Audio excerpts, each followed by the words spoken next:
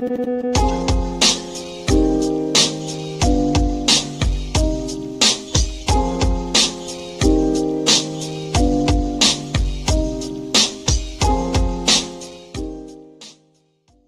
a failed presidency. They put her as the border czar. She never went to the border. So this is about incompetency. It's not about ideology, or it's not about. Oh my goodness! We're just going to get some help here for Cameron. Let me come back to Lydia while we get some help for Cameron here. Lydia, the President, we're going to go to a break right here. We'll be right back. I don't know if you saw that. That was a kind of a wild moment, and he's taken a lot of heat for what happened there. I kind of feel for him, because we've talked about that before. The whole, show must go on, and it's like, yeah, what's he supposed to? It's up to the producer. Then it's not his call. There's a guy there who that's his job. He could go to commercial and just tell him I'm going to a break. I mean, I don't blame that guy. Who is that girl and what happened to her? Well, okay, that's she is a member of the Trump cabinet, from what I understand. Clearly took the vaccine or the booster. Apparently, or maybe she just, it's a good old fashioned dehydrated, or whatever scenario. All these dehydration things. People didn't pass out on TV when I was growing up, Eric. No, I agree. But anyway, she did write on X today. Yeah. I want to start by thanking Fox News team and the EMT, blah blah blah. And she's saying she's doing well, but she said, I'm taking it slow, staying hydrated, letting my body rest. And I don't want to make any kind of claims. I only said dehydrated because she said staying hydrated. Yeah. No, I'm not. There are some things like the syncope thing that's quite real, of being dehydrated, and it does seem to happen a lot. And also, she's very attractive. She could be very concerned about her looks. Maybe she hadn't eaten for a long time that day. Right, you get under the hot lights, you haven't eaten, you haven't drank. Somebody's going to pass out.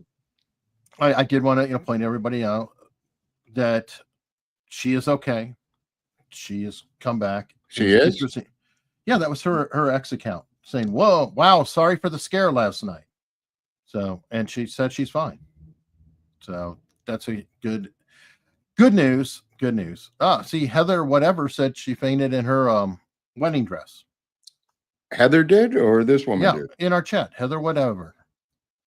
Oh, that she fainted in a wedding dress. Right. And who knows why?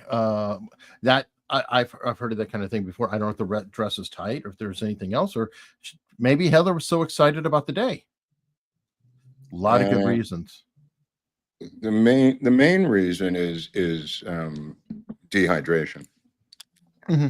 I think the dehydration is probably a factor. Yeah. Anyway, just to let everybody know before the chat fills up, something's wrong with Rumble. I am not able to connect to Rumble. I don't know what's going on. I couldn't even set up the show earlier. I couldn't even load up the page earlier. And I've been trying while we've been sitting here for the past several minutes. That's part of the reason that we're a couple minutes late coming on. So, yeah, we'll see what happens. I may just have to upload this show separately to Rumble later for people to watch it. But I wanted to let you know. So anybody in the chat, if somebody's coming in the chat, please let them know. Yes, we know Rumble. Hey, I just got here. Rumble's not working. What's going on, boys? Yeah. Anyway, Rumble's what's going on with Rumble? What the hell's going on over there? I texted Viva, but he's apparently live on Rumble and can't respond at this time. All right, there we go. Good. Richard Harris is saying Rumble's been DDoSed all day. What does that mean? Distributed denial of service attack. You mean by the left or the commies or hackers, like bots? It's what people will put together, like a bunch of computers pinging or attacking a computer, and it overloads the servers, and then they're not able to keep up a stream. What is that for? Is that just to be malicious, or is there shake them down for money, or like what is the deal? Is that a trolling thing, or Yeah, it's an attack on a business. For for example, what purpose though? Just to shake them harm down them. later? It To harms harm them. Okay. So because you're blaming YouTube. You're saying that the competitor is doing it. no, I'm saying that activists Teasing you. I'm have teasing. computers. No, dude. Can we get on? Let's get on with the Pope, because there's a lot of news here. We got jammed up because we've been doing a lot of Kennedy stuff, and rightfully so. We're cramming all the news into one day a week, as Eric. Right. And I was going to start because expectation we have news and a Kennedy. Oh yes, this is yeah. I read them all last night. And Okay, good. I expect a report. I read them as she said. Most of these I've read. A lot of this is stuff that Freedom of Information Act out of California from LAPD and FOIA requests over the years. So most of these I have or have looked at. Most of them are on file in Sacramento, and most of them are old, just to explain everything. I'm not saying this. Tulsi Gabbard also said it. Okay. Yeah. So she's setting expectations and not saying. No, she's just there's saying a pile on my desk. And right. You She won't said believe... the American people. She said a lot of people in the other 49 states may not have seen these because they were FOIA'd under LAPD. And keep in mind, this is a state crime, Eric. There was no federal crime then. This was a state crime. He was charged with the state crime of murder.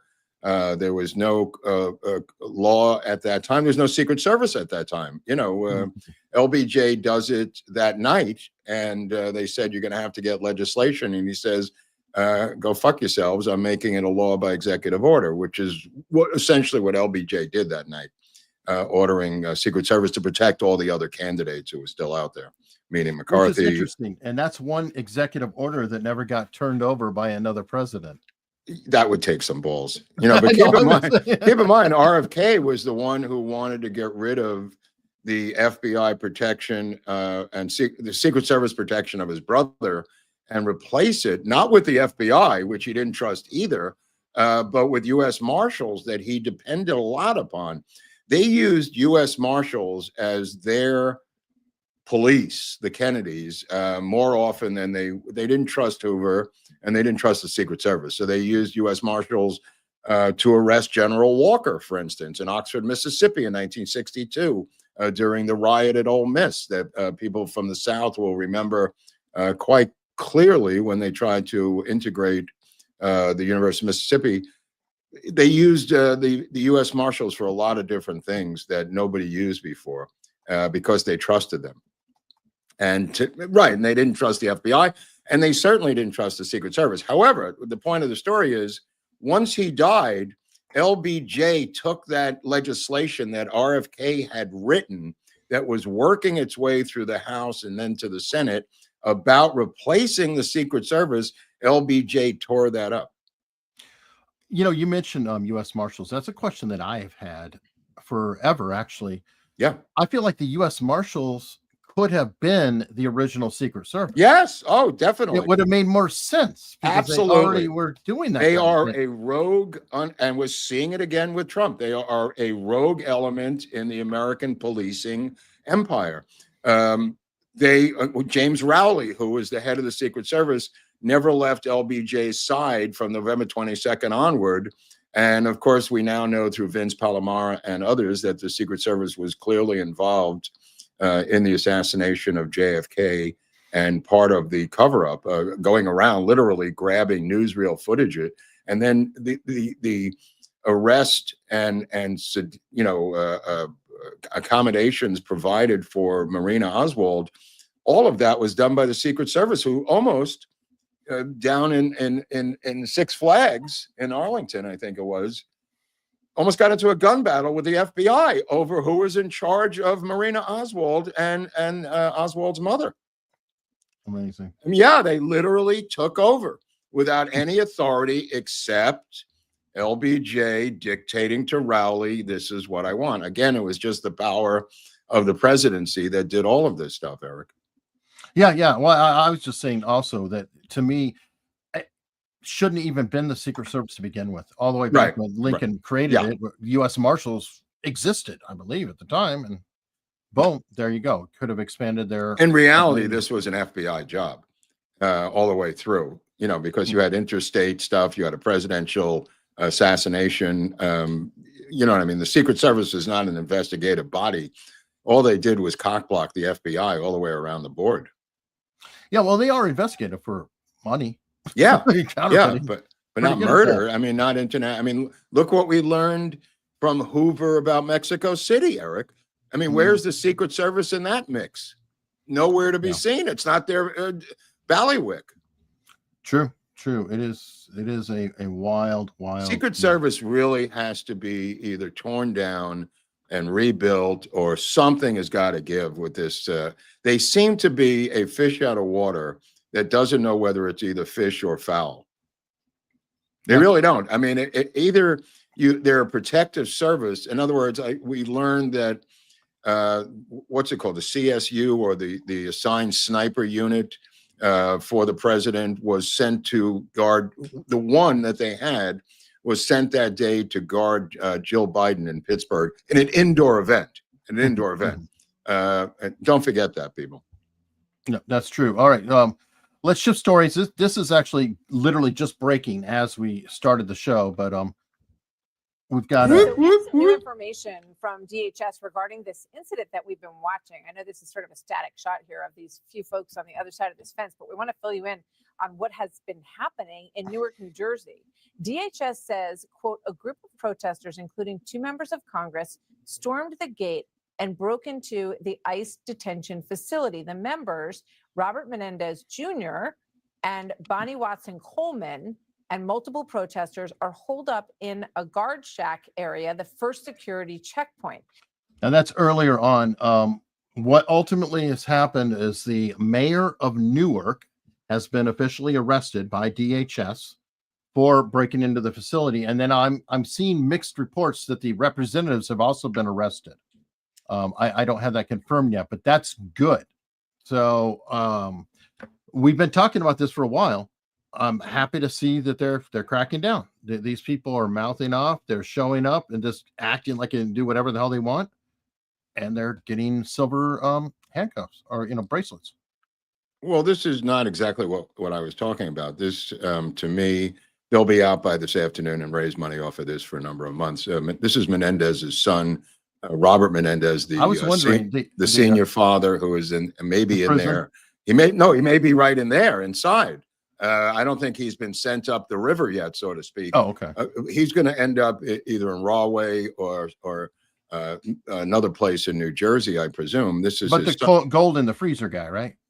Yes, the gold in the freezer guy who remained on the Democratic Senate floor up until the time of the day of his conviction, while George Santos, who put in bad expense accounts, was drummed out by the Republican hierarchy of his own party. Menendez never left until the day he was sentenced, actually. This is his son. The mayor of Newark is a Muslim. They have a huge Muslim community there. And not that has anything to do with the story, but I thought it was a representative that was his son. The mayor of I'm talking about 2 different people, right? I'm saying the mayor of Newark, a different person. Oh, okay. I'm sorry. A Muslim activist. News story. ... And the son was with him, and the son of Menendez was with him separately. However, this is not the type of arrests I was looking for. This is just, they believe this is their civil rights time. This thing is a protest in Selma, what they're doing.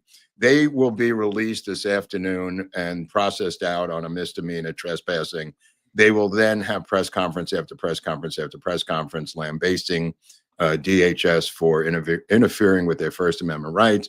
They're going to make hay out of this. They're going to raise money over this. This is not what I've been talking about in terms of arrest. I'm talking about arresting a mayor who refuses to allow DHS into a prison, for instance, to arrest someone who is actually in there. Not this particular incident. These are civil protest stunts where they're intending to get arrested.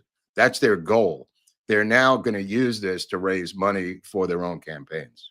All right, well, fair enough. And on the other end of that, I don't know if anyone's actually prevented anybody from entering any prisons. They've talked a lot of trash, but I don't think they've ever been blocked. Right. Okay. Well, I'm saying that's why no one's been arrested yet. So, and rightfully so, because Other than the judge who did do something. Right. Right. And that was such an egregious case that had to happen. I mean, I would literally go as far as to go undercover, wear a wire, and entrap them into blocking DHS. That's how far I would go with it. But that's just me. I would set traps for them if I was law enforcement to lure them out. And you probably, while you were law enforcement, wouldn't use the word entrap. No, I'm using it here as a know, as a colloquial phrase, not as a lawyer. I know that. Yeah. Fun with it. But I mean, I would do that. I really would. I would, because obviously this O'Keefe is getting hammered all over the biosphere here from people who are sick and tired with these wait till tomorrow stories. Oh, James O'Keefe? Yeah. I mean, Shipwreck just took him apart yesterday. I don't know if you should. Right. I agree. Did you? Okay. This guy, Shipwreck, a former guest of our show. Oh, yeah. She apparently is fed up with these dramatic clickbait stunts by people like O'Keefe. But go on, Eric. I'm sorry. Oh, yeah, 100%. Well, but before he did it, he's like, I'm going dark. And had this dramatic little video of, I'm going dark. If I'm going to get out, it's going to be okay. And by the way, Alex Jones got caught up in this mess too, because then before his story comes out, Alex Jones is coming out saying, I have the documents. If anything happens, I am his dead man's switch. Oh, and I will put it out. And so then he released, and there's 2 drops. There's going to be 3, Mark. So hold your breath. Maybe the big payload is in the 3rd drop that will come out whenever it comes out.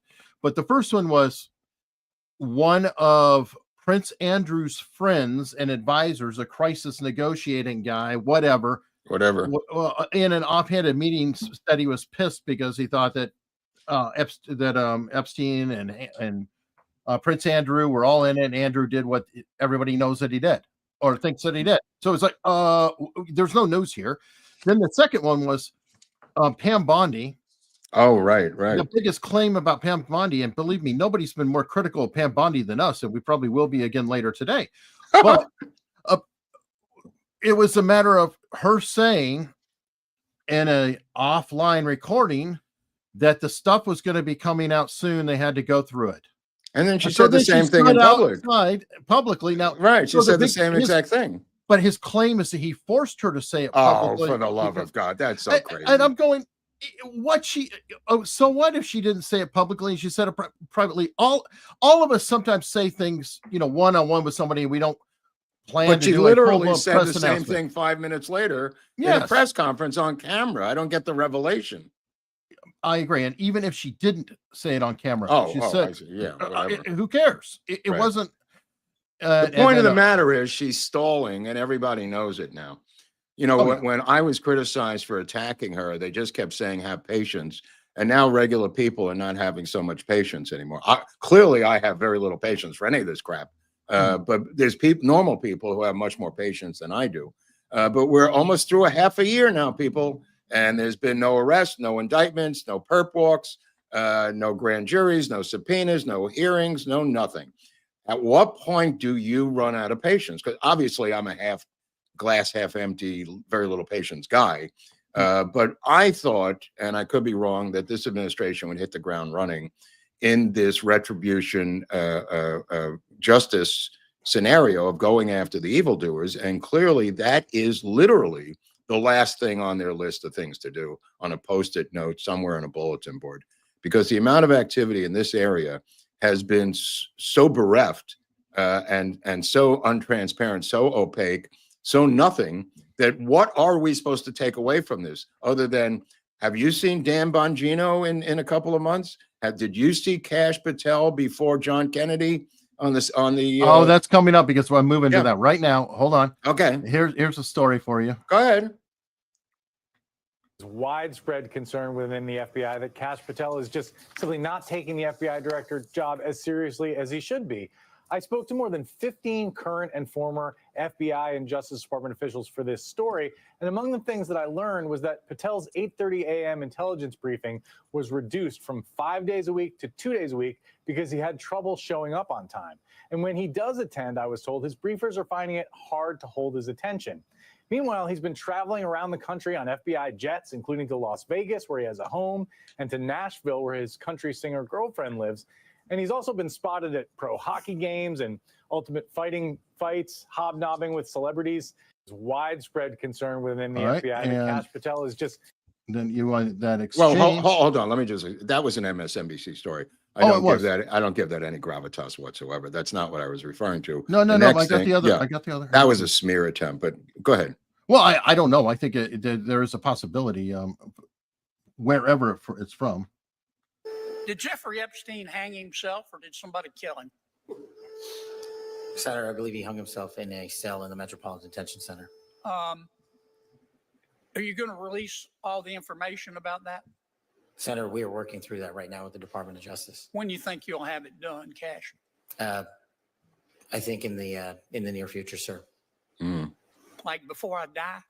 Yeah, good point. Senator, we've been working on that, and we're doing it in a way that protects come on, buddy. victims, and also he's the only victim. He's dead. Put out into the ether. Get out of here. That is bullshit. Irrelevant for production of the public, such as CSAM.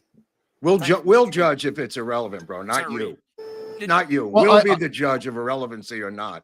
I will say CSAM, absolutely, but just clear that out. I mean, there are elements, taking names, redacting names, sure, and then don't release videos, obviously, of things that are happening, with underage people. That's but he's talking about the Epstein case here in terms of killing. That is Epstein. No, but he's talking about the self-deletion of Epstein. Oh no, but he was talking about all the files. No, I didn't hear him say the word files. I didn't hear. I believed, and I could be wrong, that John Kennedy was talking about information about his self-deletion in the prison. No, he was talking about all the files. Okay, all right. And he even said the files. That means there's two people in the United States who currently believe. There's two people in the United States government who believe that Epstein self-deleted himself, and that's Donald Trump and Kash Patel. Those are the only two people I've ever heard say this in this entire genre of death. Those are the two who believe, and I remember the president saying it to Joe Rogan, and now Kash Patel saying it to a disbelieving United States senator of his own party. Yeah, and he's so convincing on. He kind of has just. Yeah, that just reeked of bullshit. I mean, I'm sorry. Comey was a better actor, but he was a closeted gay man who had much more training than Kash Patel. As for the other thing with those stories, I have no idea if there's any veracity to those stories about him not showing up. I find that hard to believe. But that being said, who knows? You're right, Eric. Well, again, we're not seeing much action. Right. So anything can go into that, fill in that vacuum. I mean, have you heard from Dan Bongino since the day he left? No.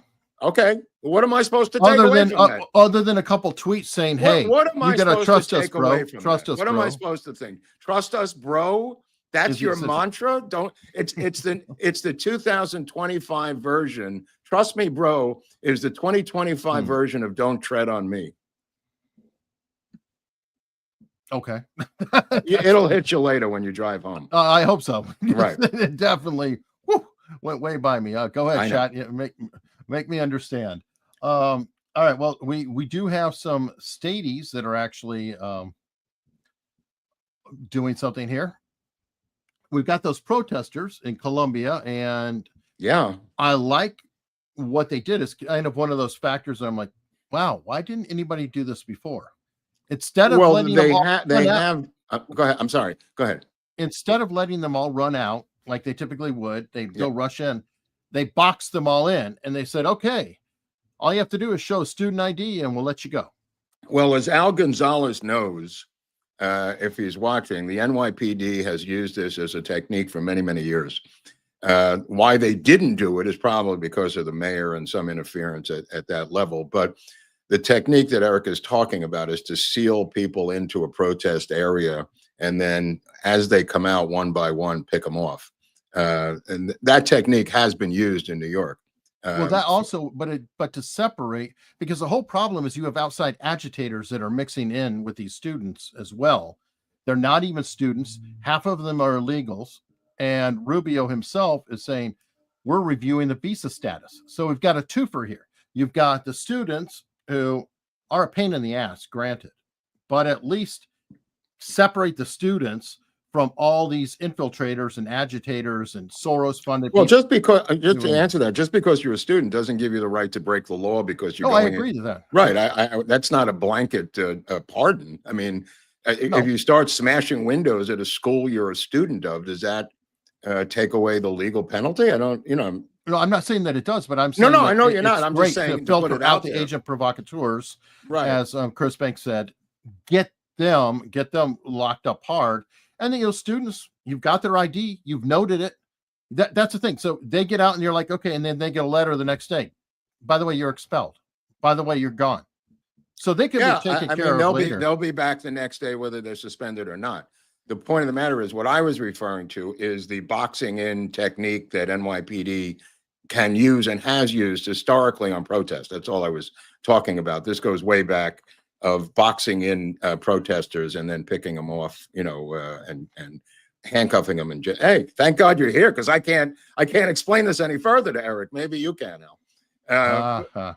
Somebody said it's called kettling. Yeah, kettling. We'll ask Al. I don't know what it's called. Corralling, kettling. But that's for the first time they used that. That's all I'm saying. And that's exactly what I was saying. Why didn't they do? They should have been doing this the whole time. Oh, that I don't know. I assume it's got something to do with the chief of police and the mayor and this Tish lady that Al has been talking about, the new police chief lady there, Tish. And also probably the college itself, because now I think the president called NYPD this time and said, help. Yeah. Well, that happened out here at UCLA. They called and then later turned on them after they called them, saying they didn't like their tactics. So again, the president of Macy's does not get to dictate to the police in New York City what goes on when there's a crime at Macy's. I don't know why these pieces of shit, people who run the universities, get the right to start to call or not call police.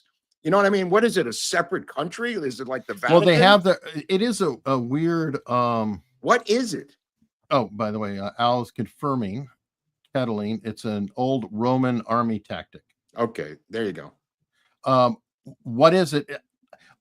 Al, you could probably answer this. There is a jurisdictional thing where the universities do have their own police. They're not an individual city, but they do have their internal police who. So does Macy's. Macy's has security. It's not. That's what I mean. Those aren't real police. Those are rent-a-cops. Yeah, but I don't know. Again, I'd have to look up the authority. I think that a university's police authority is a little higher than a rent-a-cop. I'll tell you this. I went to the city housing board yesterday for something, and there was a Mexican with a yarmulke on who had a gun and a complete uniform, who was a security guard, and his uniform looked exactly like California Highway Patrol, and he's Mexican, and he's wearing a yarmulke. And I said, "Are you Jewish?" And he said, "Yeah." And I said, "Thank God, we need all the help we can get." And he laughs.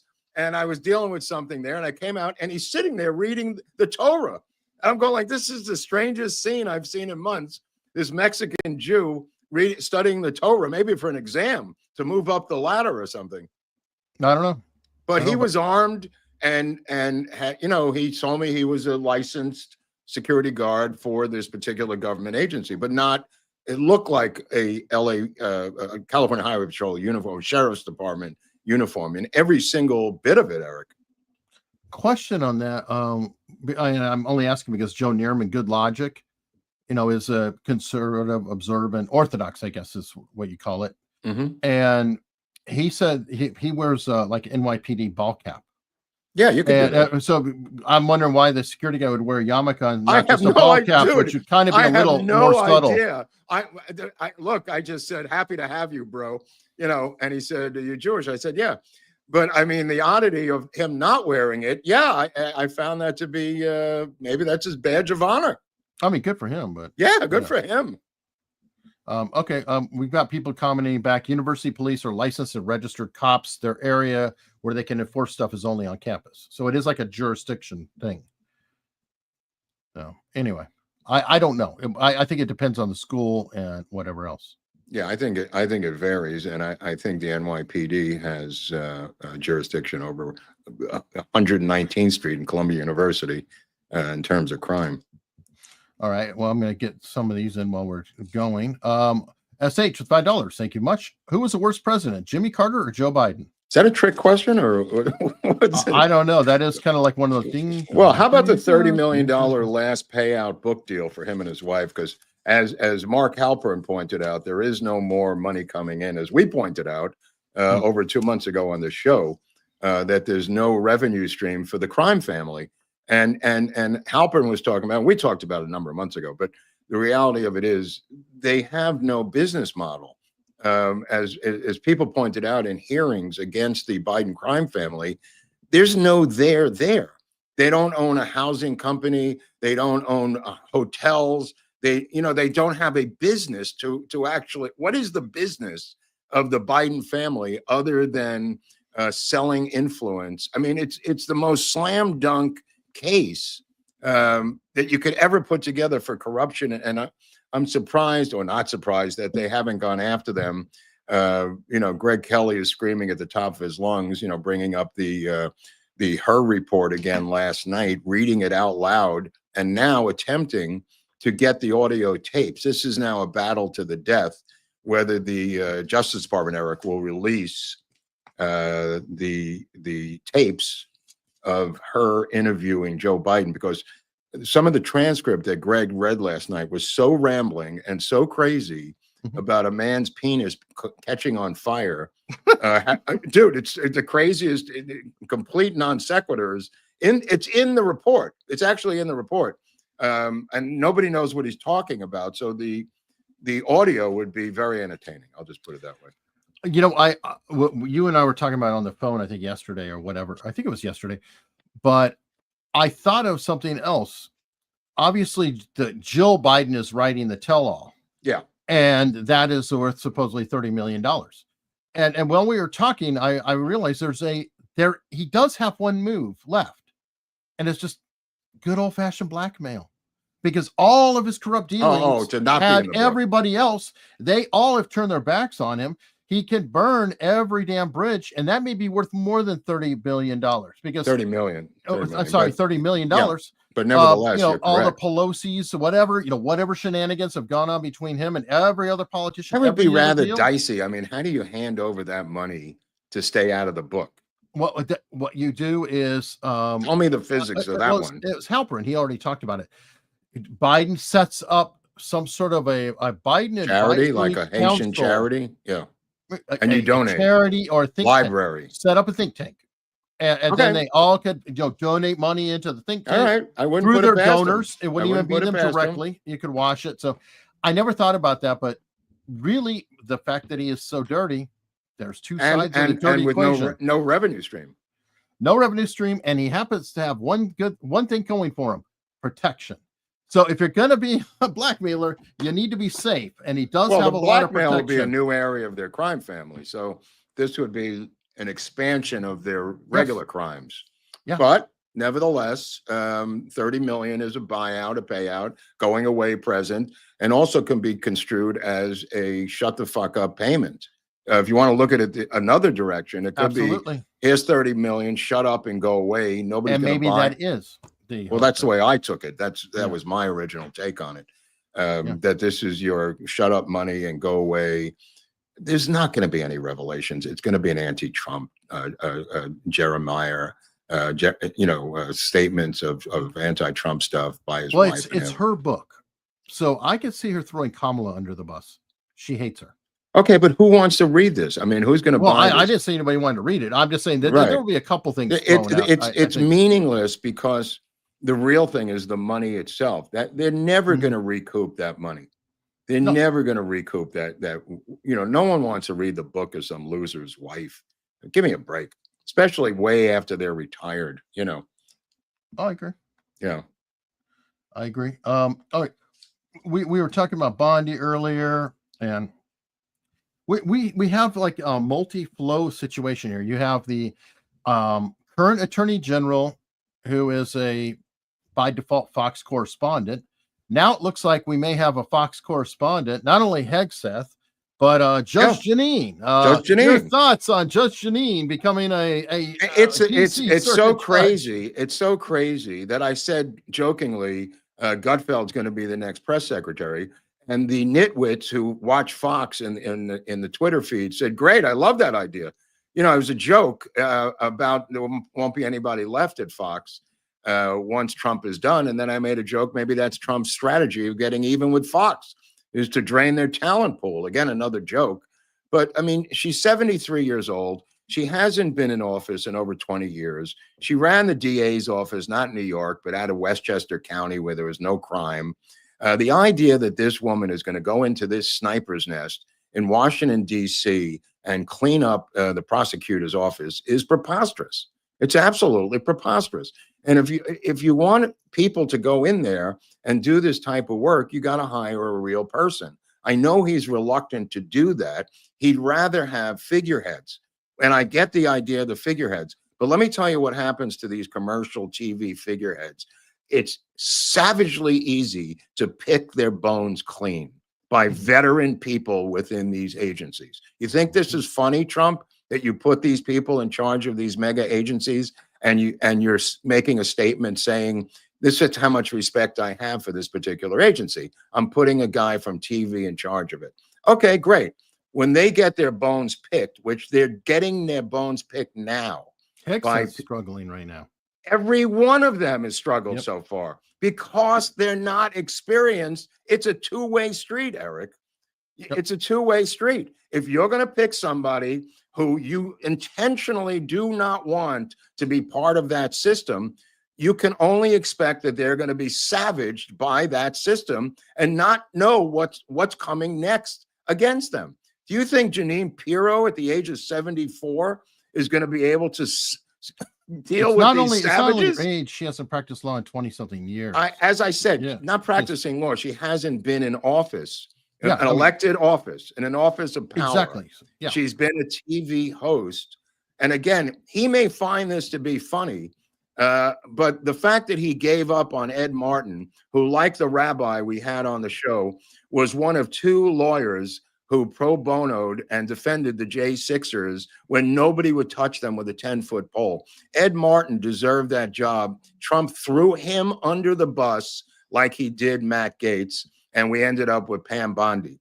This is what he did to Ed Martin because some schmuck out of North Carolina named Tillis said, I'm not going to vote for him. Instead of pulling an LBJ and getting on the phone with him privately and saying, I will destroy your fucking life for as long as you live if you don't give me my nominee, he said, okay, great, have a great day. I'm going to take somebody from Fox News and pull the plug on Ed Martin.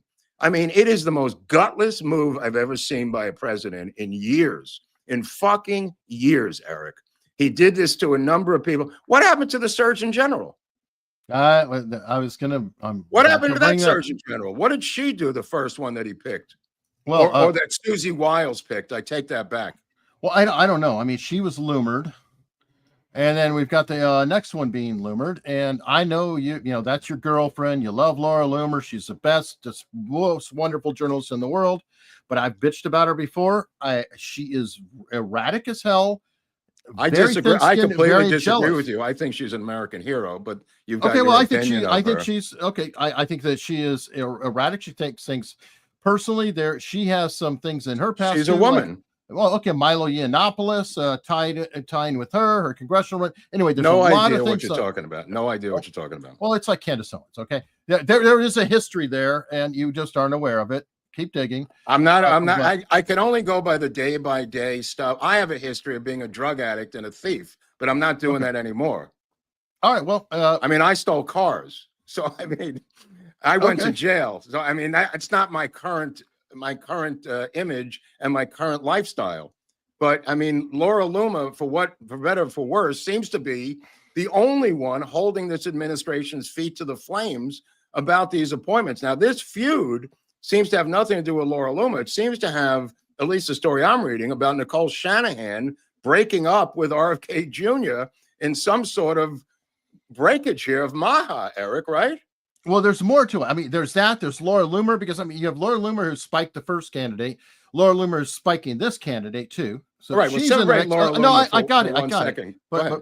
But you're saying that there's multiple stories here. Then Right, yes, yeah, you got the story you got the Means brother or the Means siblings. Yeah. Against Shanahan and whoever Shanahan's friends are, which is very weird. And then Shanahan is pissed off at Bobby, and people are getting really confused here because I'm confused. RFK but was a big fan of the Means. And I told you right, that, but it seems like Shanahan has now gotten divorced from RFK yeah, Jr. because she now hates the Means herself, even though Well, she let's liked just the Means months let's ago. just explain this to people at home, what we're both talking about, because they may not be aware of this. Right. Okay. I don't know. Here's what I understand. This Callie Means, right? Callie and Casey are Callie and Casey Means, one's a boy, the other's a girl. Casey Means has now been appointed as Surgeon General of the United States, which I believe is an honorary position anyway. So there's a lot of fuss about this position, doesn't really do anything, blah, blah, blah. She replaced this other girl. Again, I don't think this has much to do with who Eric is talking about, but whatever it is, the other one was replaced by this one. And this one has the backing. Janine Neshwat. Right. That one was by the way, a former Fox News contributor. But go on. Thank you. That one was undermined by the admission of RFK Jr., who said he did it, that he did this because he wanted Casey Means, the girl, to be the Surgeon General. I watched him being interviewed by Brett Baer, where he talked about this out loud earlier in the week. Right. By the way, the names drive me crazy. Is it just me, or do they feel no, it's everybody. Like Casey should be the brother and Callie should be the female? It's very weird confusing. to me. And she changed her name.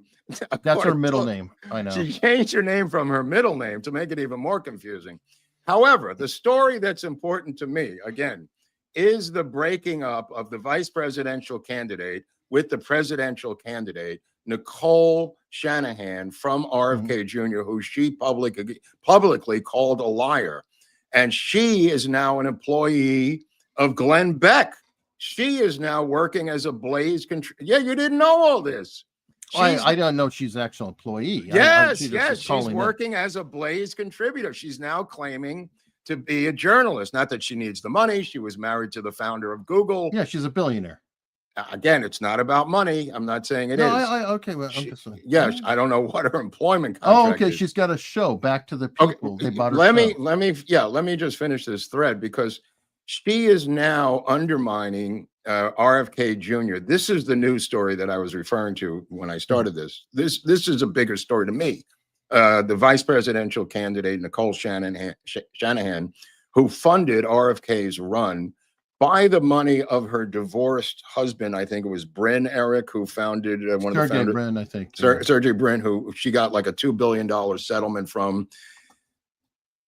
as a gold digger California divorcee. She also married the next tech guy after that, some other tech guy, and got divorced. Nevertheless, Shanahan was organizing a recall of Karen Bass here in Los Angeles because of the malfeasance of Karen Bass. She was attacked by a guy who is hopefully going to run, Rick Caruso, again against Karen Bass. Shanahan said that if RFK Jr. is not going to run for governor, something that we had advocated here before the HHS nomination to give people a background into the story, that she is going to run. And I was looking forward to that run because it would be, again, as I predicted, against Kamala Harris.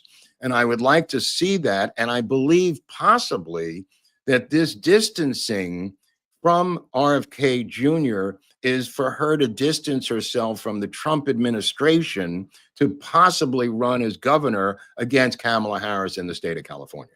which is where I was going with this story. It could be that, but it also feels really personal. And I'm going to give you more information that you may not know.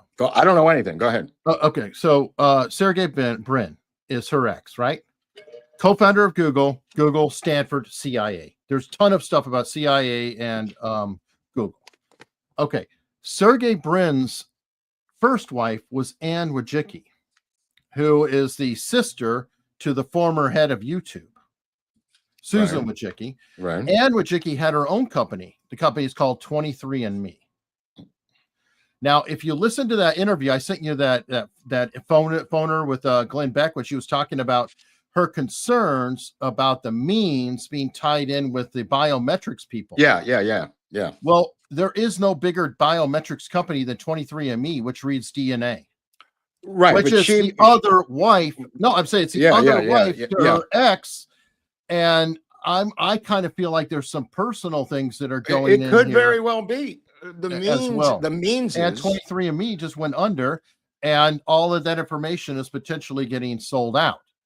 Okay, so there's other doctors. I sent you a link to this other woman doctor who is attacking Callie Means, the man, for the fact that Casey Means has another multi-billion-dollar tech company like 23andMe doing other biometrics, separate company.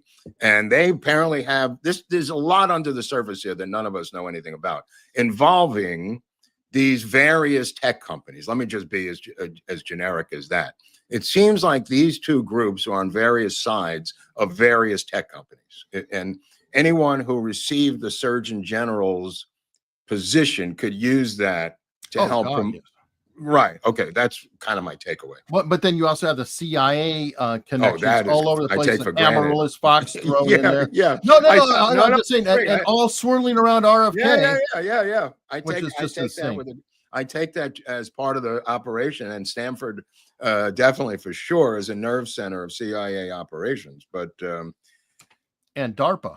DARPA. I mean, you could go on for an entire show about this, but we wouldn't be able to cover Fetterman and his meltdown on the plane because he wouldn't put on a seatbelt, Eric. Yeah, we already talked about that. What did we cover that last week? Because now the New York Magazine piece has come out that people are saying is a hit piece, but may have some truth in it, Eric. Well, I mean, the guy did have his stroke situation, and it was really weird anyway because he could barely talk and was a vegetable. Then all of a sudden he got cleared up, and then I don't even know. He's been a very confusing deal.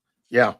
But I will say, though, a lot of the attacks have come on him ever since he's been so vehemently pro-Israel. I'm sure that's only a coincidence. But they, correlations are not causation, but it is a funny thing. So people still don't know if Kanye West supports Hitler or not. I mean, just because you make a video, music video with Hitler in the video at the end, I don't know if you played the whole thing through. I did. Well, yes. Anyway, can you explain this guy to me? Because I'm having trouble understanding that whether he needs help, intervention. No, he really does have.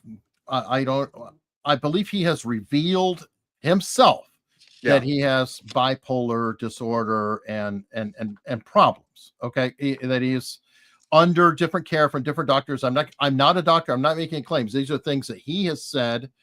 I think he very well is mentally ill. You can make that argument about Hitler too. I mean, that he was mentally ill. It doesn't absolve you of. Well, Hitler, I don't know if he was mentally ill or personality disorder. They're not quite the same thing. Right. No, but I mean, mental illness does not erase your political world, does it? Or no? Okay, like a paranoid schizophrenic can be treated with medication, which takes it down.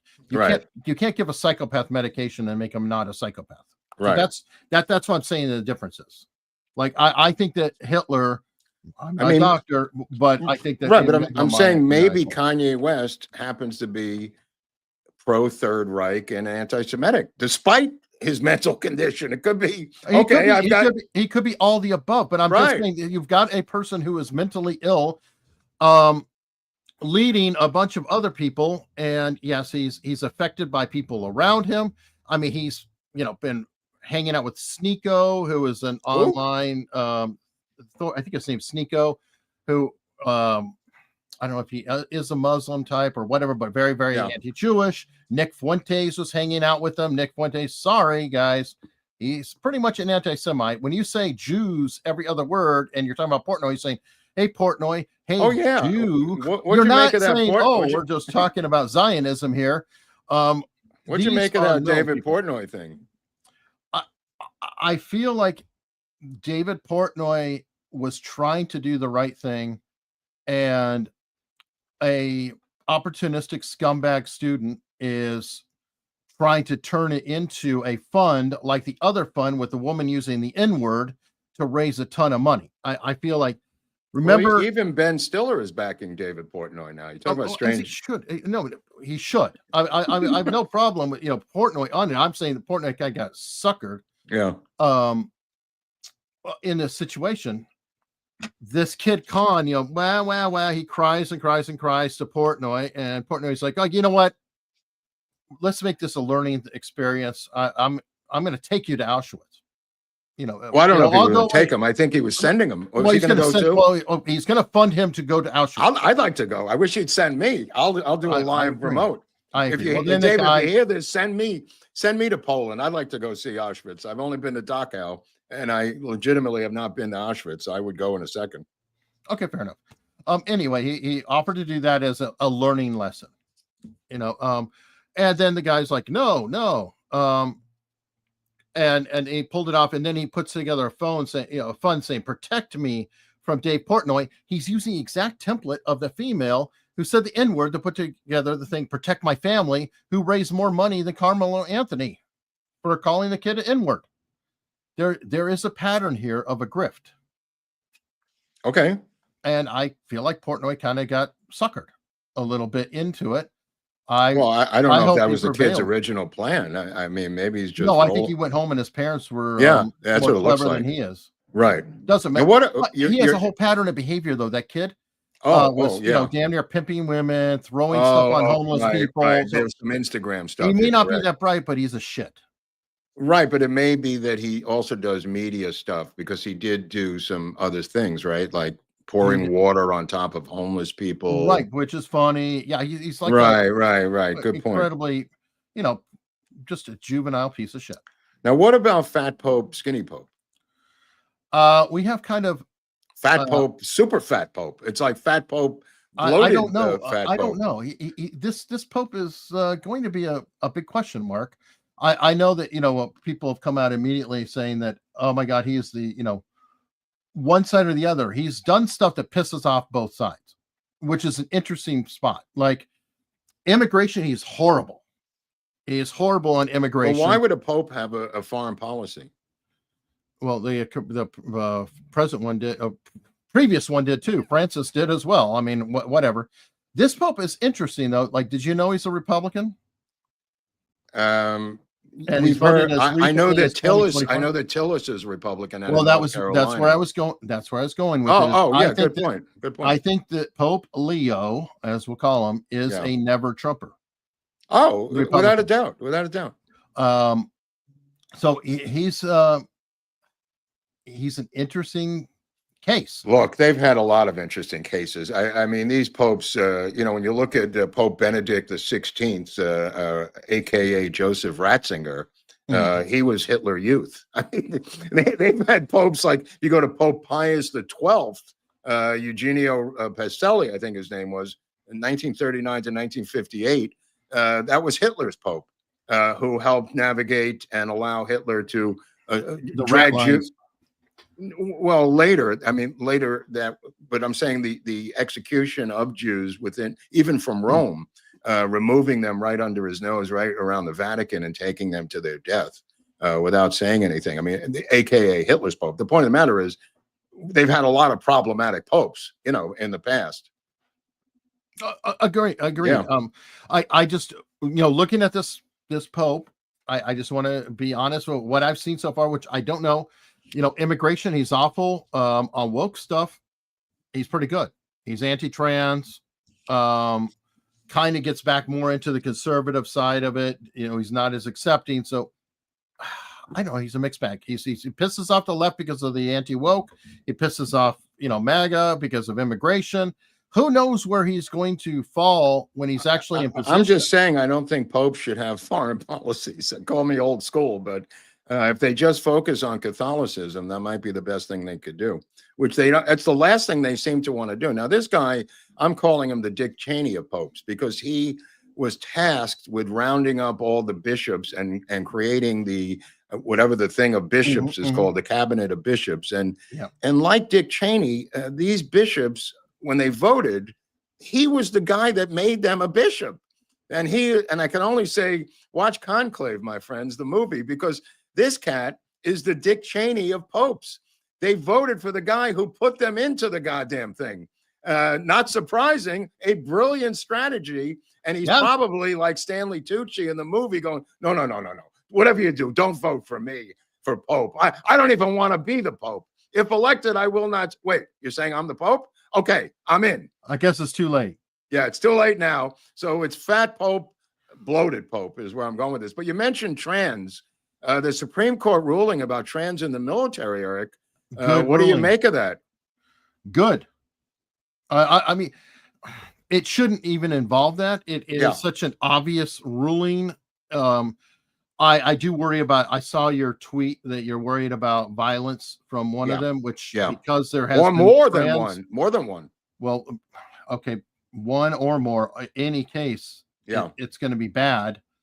I do worry about that.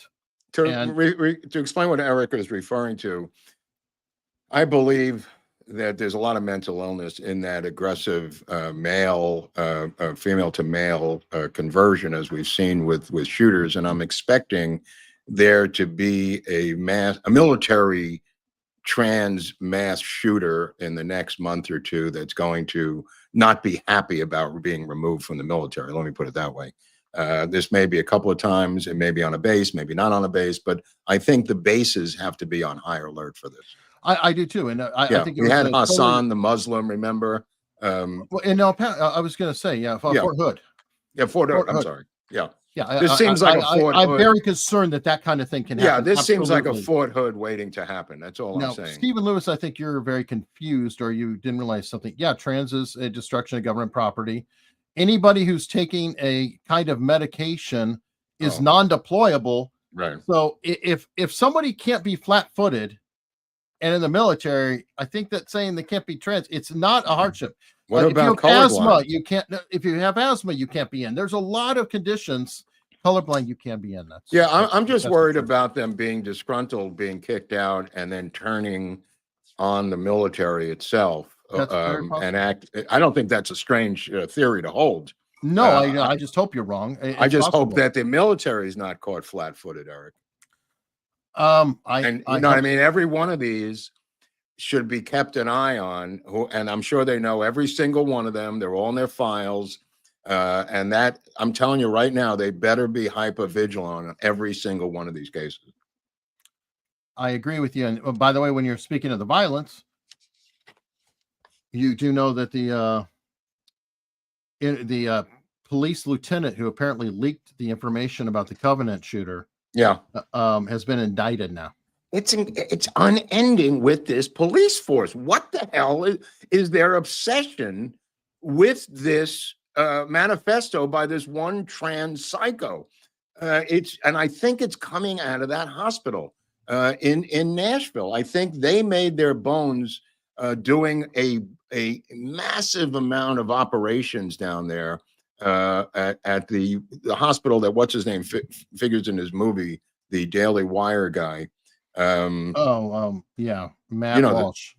Matt Walsh features this particular hospital in Nashville, and for some reason, Nashville, because of this hospital's power, has become the nerve center of the trans medical community, and somehow, this is just my theory, has influence over this police force. It could be. I want to say, I feel like it's even more than that, though. And why Nashville? Why Nashville? Well, okay, but I just I was looking this up too to find out. Hold on.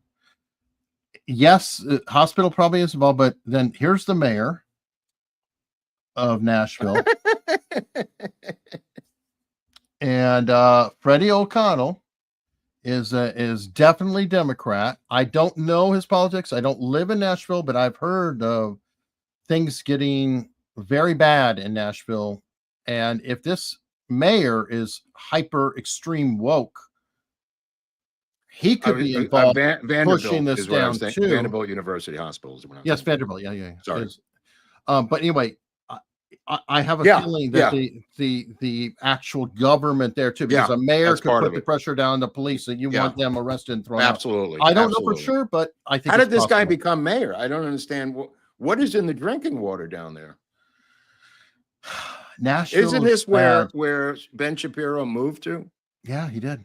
Well, I hope not Nashville itself. It's got to be a suburb. It's less crazy because I know other people who live in the area, like Emily D. Baker is in the area, but she lives in.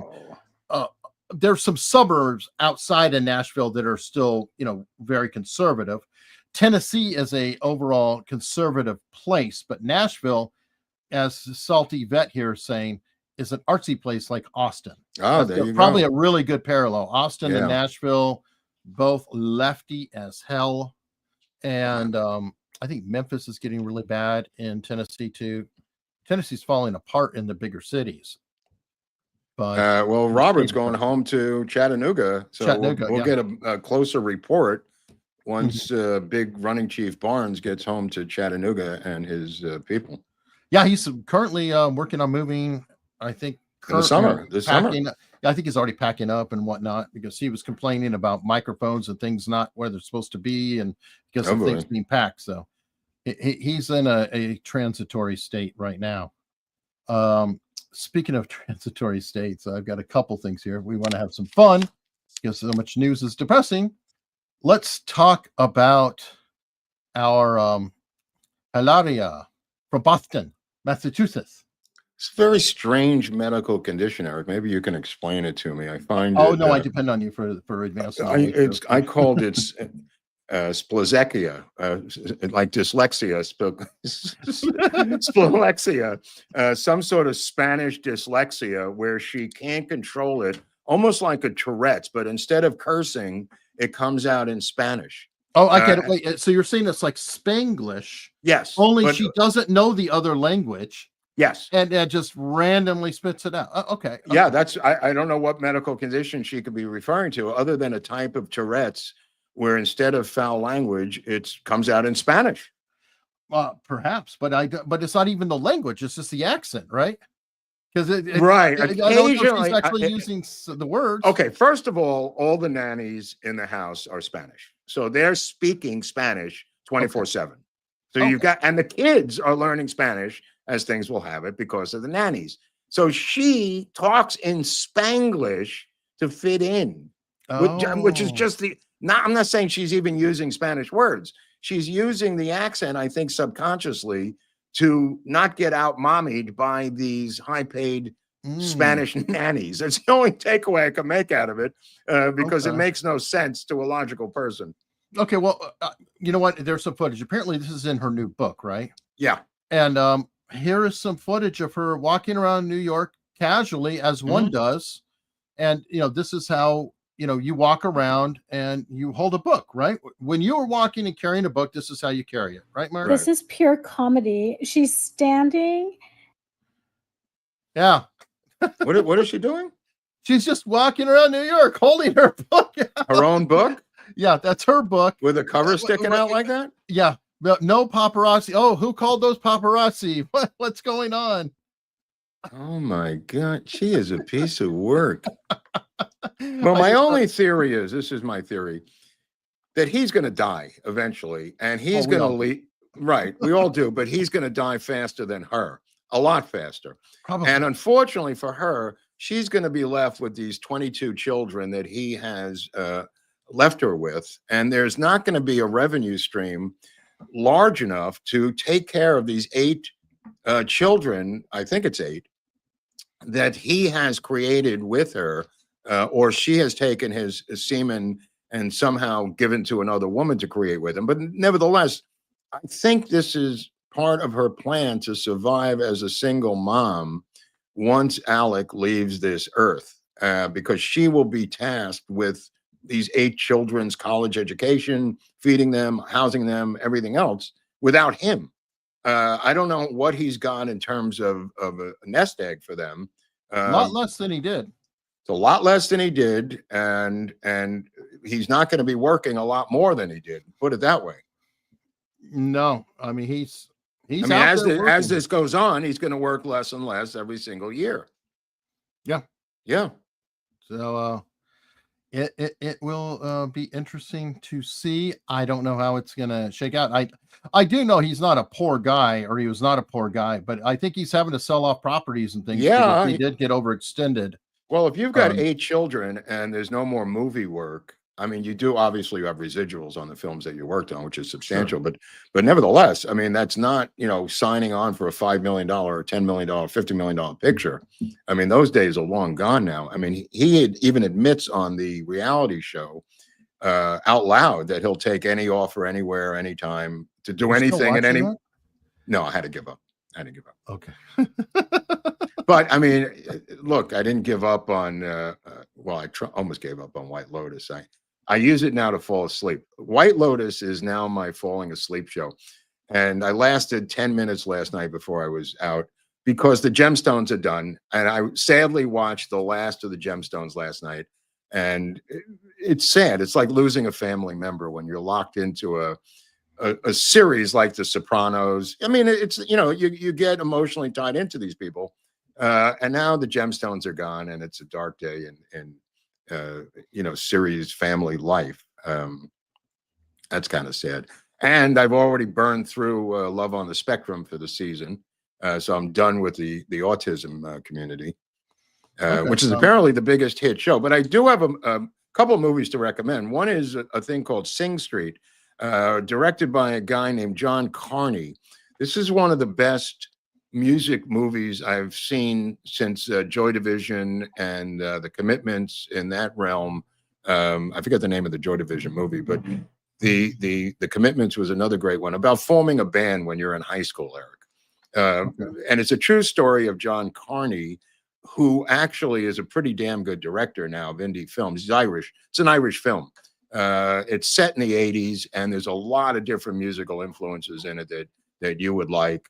And there's a lot of interesting creative. This is a movie poster of it. Yeah, and it's a great romance between him and this girl. And you see music featured by Clash, Genesis, The Cure, The Jam. As he goes through, dude, it's really able to license all that.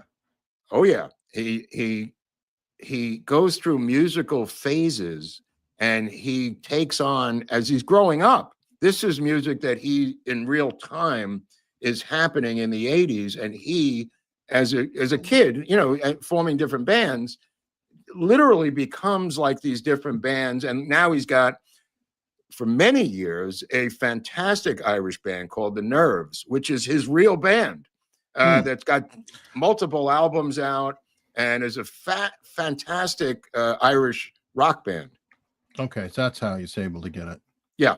By being independent, probably being friends with the artists. And they probably said, well, we'll let you do it. People know who he is. So especially the Irish and the English musicians, he's pretty famous over there. But this is a semi-autobiographical movie called Sing Street, which I don't know who The Nerves are. That's a great little band, you know, from what I could see. But the movie is highly recommended. I want to throw a recommendation out. I don't know if you've seen. I think you said you haven't seen it. It's more on the cop side. Whatever. Bosch is an excellent series. I have not seen it, but I am watching. By the people who did The Wire. Yeah, I didn't like The Wire, so I probably wouldn't like Bosch. I thought The Wire was, I thought it was too realistic and too on the nose. To me, it was too gritty. No, I mean, it was too, for me, I'm serious. There wasn't a separation between reality and film. It was almost too gritty and too documentary style for me to be entertained by it. That's just me. I mean, I love Chris Bauer. He's an old friend. Chris Bauer could be seen in The Conspirator, which is a movie about Lincoln and the conspiracy to kill Lincoln. Chris Bauer's in that. That being said, I've been watching Mobland with Tom Hardy and Pierce Brosnan and Helen Mirren, and it is a series that is gritty but Britishy, and directed by Guy Ritchie. And I think it's on either Apple or one of these streamers. I highly recommend it because of Hardy and Pierce Brosnan. All right. Well, I know you're a big Tom Hardy fan, so. Yeah, but it's also an amazing Pierce Brosnan and Helen Mirren, who are the husband and wife gang family of this wealthy gang family in London. And it's Guy Ritchie who is obviously able to direct. So it's a streamer, but it's directed by Guy Ritchie. Is it me, or is Guy Ritchie hit or miss? Oh, definitely hit or miss. Definitely hit or miss. Sometimes Absolutely. I love his stuff, and other times I'm like, this is just garbage. No, definitely hit or miss. Absolutely. I'd also recommend, for the times that we live in, the 1973 classic High Plains Drifter with Clint Eastwood, where he plays the stranger who is brought in my, this is kind of a parable, but in my mind, it's a group of conservative Republicans who are cowards who bring in Trump to clean up the whole town. And if you want to see a parable of the Trump and his relationship to the Republican conservatives, check out High Plains Drifter with that in mind, the 1973 Clint Eastwood movie. All right. Okay, I had this one queued up from a few days ago. You might be. I think it's funny. Okay. Pulling the plug on many of its self-checkout lines in an effort to combat shoplifting. How about that? The retailer says it'll now limit these self-checkout lines that they do keep with only customers with 10 items or less. But some shoppers are not taking the change lightly. Anyway, so guess what? Target finally figured out that if you do everything self-checkout, it's the easiest thing in the world to put one in the cart, one here, one in the cart. Oh, I forgot to scan all these items. And then they just walk out with it. Target, the last time I was there were no checkout girls, but only self-checkout. And at every one of the stations, there was a girl standing over it like this. And I go, what's your job? And she said, to help. I said, it doesn't look like you're helping. And it was for security. Yeah. In other words, one of them finally told me it's to watch for thieves. And I go, if all of you were at your stations, all 9 of those stations where the light is red, you wouldn't have to stand over us doing your job. I mean, it was such a comical look. All of the normal checkouts were closed, Eric. And the girls or guys who were doing that were now watching us check out our own merchandise while they watched over us doing their actual job. That was my takeaway from this thing. And now you reveal the truth. Yep. And it's not only Target, Walmart. Oh, yeah. Is removing a ton of them. Yeah. And but the funny part is the Costco CEO, now Costco's a woke company and they've got a lot of problems, but the CEO was at least smart about one thing, and BJ's and probably Sam's Club too. He's like, you have somebody at the door who you literally hand them the receipt, and they have that too now. 3, 4, 5, 6. Yeah. Well, I mean, Costco and Walmart both have that too. Yeah. Well, yeah, Sam's Club. I don't think Walmart does, but sometimes randomly they're doing it. Yeah, because I haven't stopped. They must think I'm taking it because they get me every time. Well, obviously you're suspect. Right. I was definitely suspect. I had a big shopping cart, and But it is so hilarious that it's taken them all this time to figure out what any citizen or shopper could tell them. It's pretty easy to steal everything. Yeah. Well, don't try to skip out on the death of David Souter, because I know that's what you're trying to do, Eric. He's dead. Well, please fill me in. Okay. No, he happened to be. Was he Kavanaugh? No. Don't try to get No, wasn't that Kavanaugh replaced him, or who? No. Who David replaced Souter was nominated by George Herbert Walker Bush, who was a conservative jurist out of Maine. Yeah. He was a closeted homosexual. He was a quote unquote confirmed bachelor. That's how he died, 85 years of age yesterday. Okay. He was put in there and resigned under Obama's term for Obama to appoint Sotomayor. And Souter screwed everyone from the second he got in there as a conservative Republican, siding with the liberals from the day he got in to the day he left, screwing over the people that put him in there. And I believe the buzz phrase confirmed bachelor, he might mean something more than confirmed bachelor. And I think that's what they had on Souter. Dead today at 85. Why does it happen with the Republican nominees tend to drift left in the Supreme Court? Because they've got dirt on them. They've got shit on them, Eric. You know the answer to that. Don't try to get out of it. You know your own answer. Well, then you've got to respect Clarence Thomas even more. I definitely do. I absolutely. He's because they try to blackmail during his confirmation. He could have, in theory, he could have tucked it in and done their bidding to keep that information out of the public zeitgeist. But he didn't. He let it go out there, to his credit. And Kavanaugh, I guess. Exactly the same, but not Roberts. Roberts is owned by them, and he was out there this week doing their dance and doing their talking points. And I believe this administration, as you pointed out and I pointed out, is at a crossroads right now, because you're going to either have to shit or get off the pot. Either you admit it's over and fold up your tent and just issue presidential executive orders until the time you leave and have them reversed in a matter of time when you do leave, or you go to war with the judiciary. I don't think they have the balls to do it. I think this administration is finished. This is, and you know, I believe that they huffed and puffed and bluffed. And I think that they have a choice now, because the huffing and puffing and bluffing is over. These district judges, and there's 700 of them around the country, probably 100 of them are extremely far left Marxist, which is the ones the Democrats are now, with the ACLU merely calling them on the phone. And I asked Robert about this, Barnes. I said, how do they have any standing? They don't even have a client.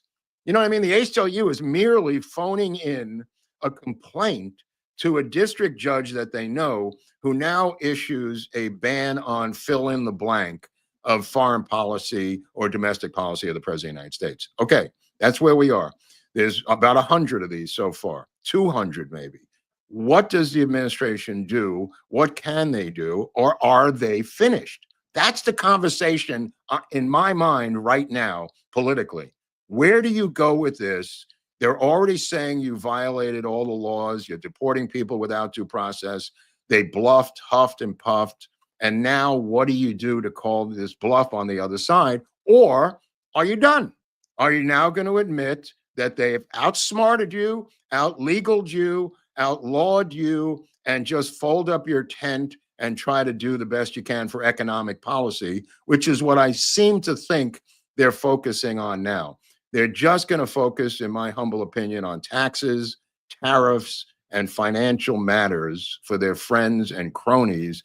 They are done with social politics. They are done with all of these issues. I mean, I wish it wasn't true, but it seems to me that unless they break these imaginary laws, there is no wiggle room for them to move within this so-called democracy. These Marxists have positioned themselves brilliantly.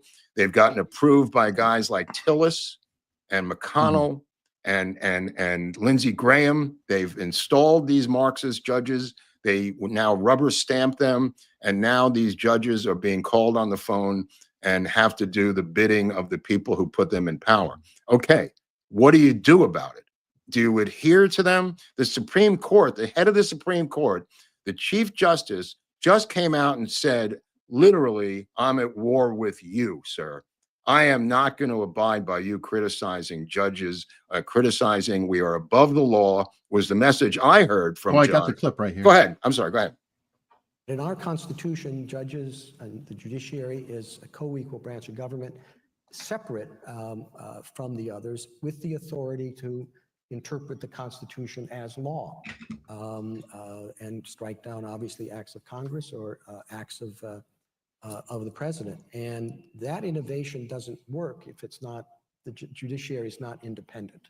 Its job is to obviously decide cases, but in the course of that, check the excesses of Congress or of the executive, and that does require a degree of independence.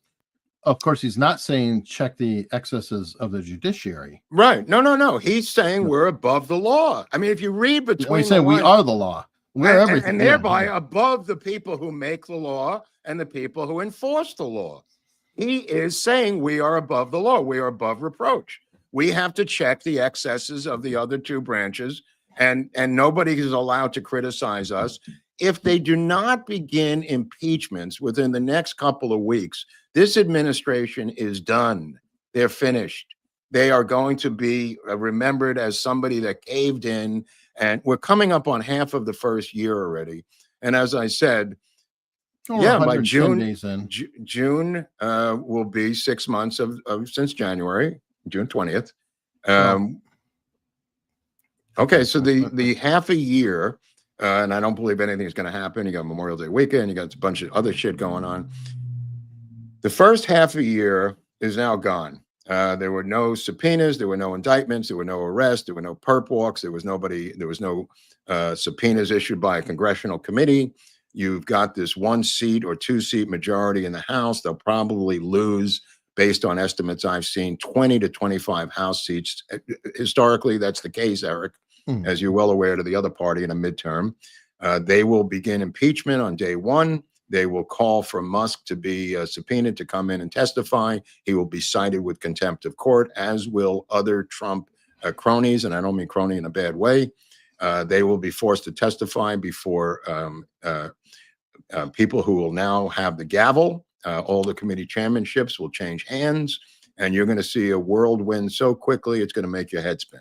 That being said, there's a ticking clock until that happens, and it doesn't seem to be one bit of urgency on the part of this administration to do anything politically, domestically against his enemies. Nothing. I don't know what happened to his cases in New York. They were supposed to be overturned. What's happening to Tish James, that may take a long time. Good luck convicting her in New York with 12 black jurors out of Brooklyn. I don't think it's going to be a conviction either. Right. There's no way on earth. There's no way on earth. This is misdemeanor crap. Anyway, you've got Pam Bondi in there, who is Bill Barr with a wig. I mean, it is what it is. I hate to say it, but it's quite obvious that this 2.0 is starting to look a lot like 1.0 from back in 2017. And, he may want to do a lot of things. I think the crack cocaine to this guy, the crack cocaine to Donald Trump is deal making. And with these tariffs, he has now a line out the door of heads of state coming in to kiss his fat ass in that Oval Office. And he loves making these deals, and he's real good at it. This is going to tie him up emotionally and intellectually, physically, and economically for the bulk of the next 1.5 to 2 years of making deals, Eric, with one country after another. And he loves doing this. But it's not going to help us to have a Truth and Reconciliation task force on what happened on January 6th and find out, why Ashley Babbitt was shot in the head. That's not going to, he's not interested in that. He's interested, and, he's good at it, in making deals. There's no deal to be made in retribution of justice to this guy. That only undermines people that he could deal with in the future. I don't think he likes doing it. I don't think he likes firing or hiring. He's not good at that either.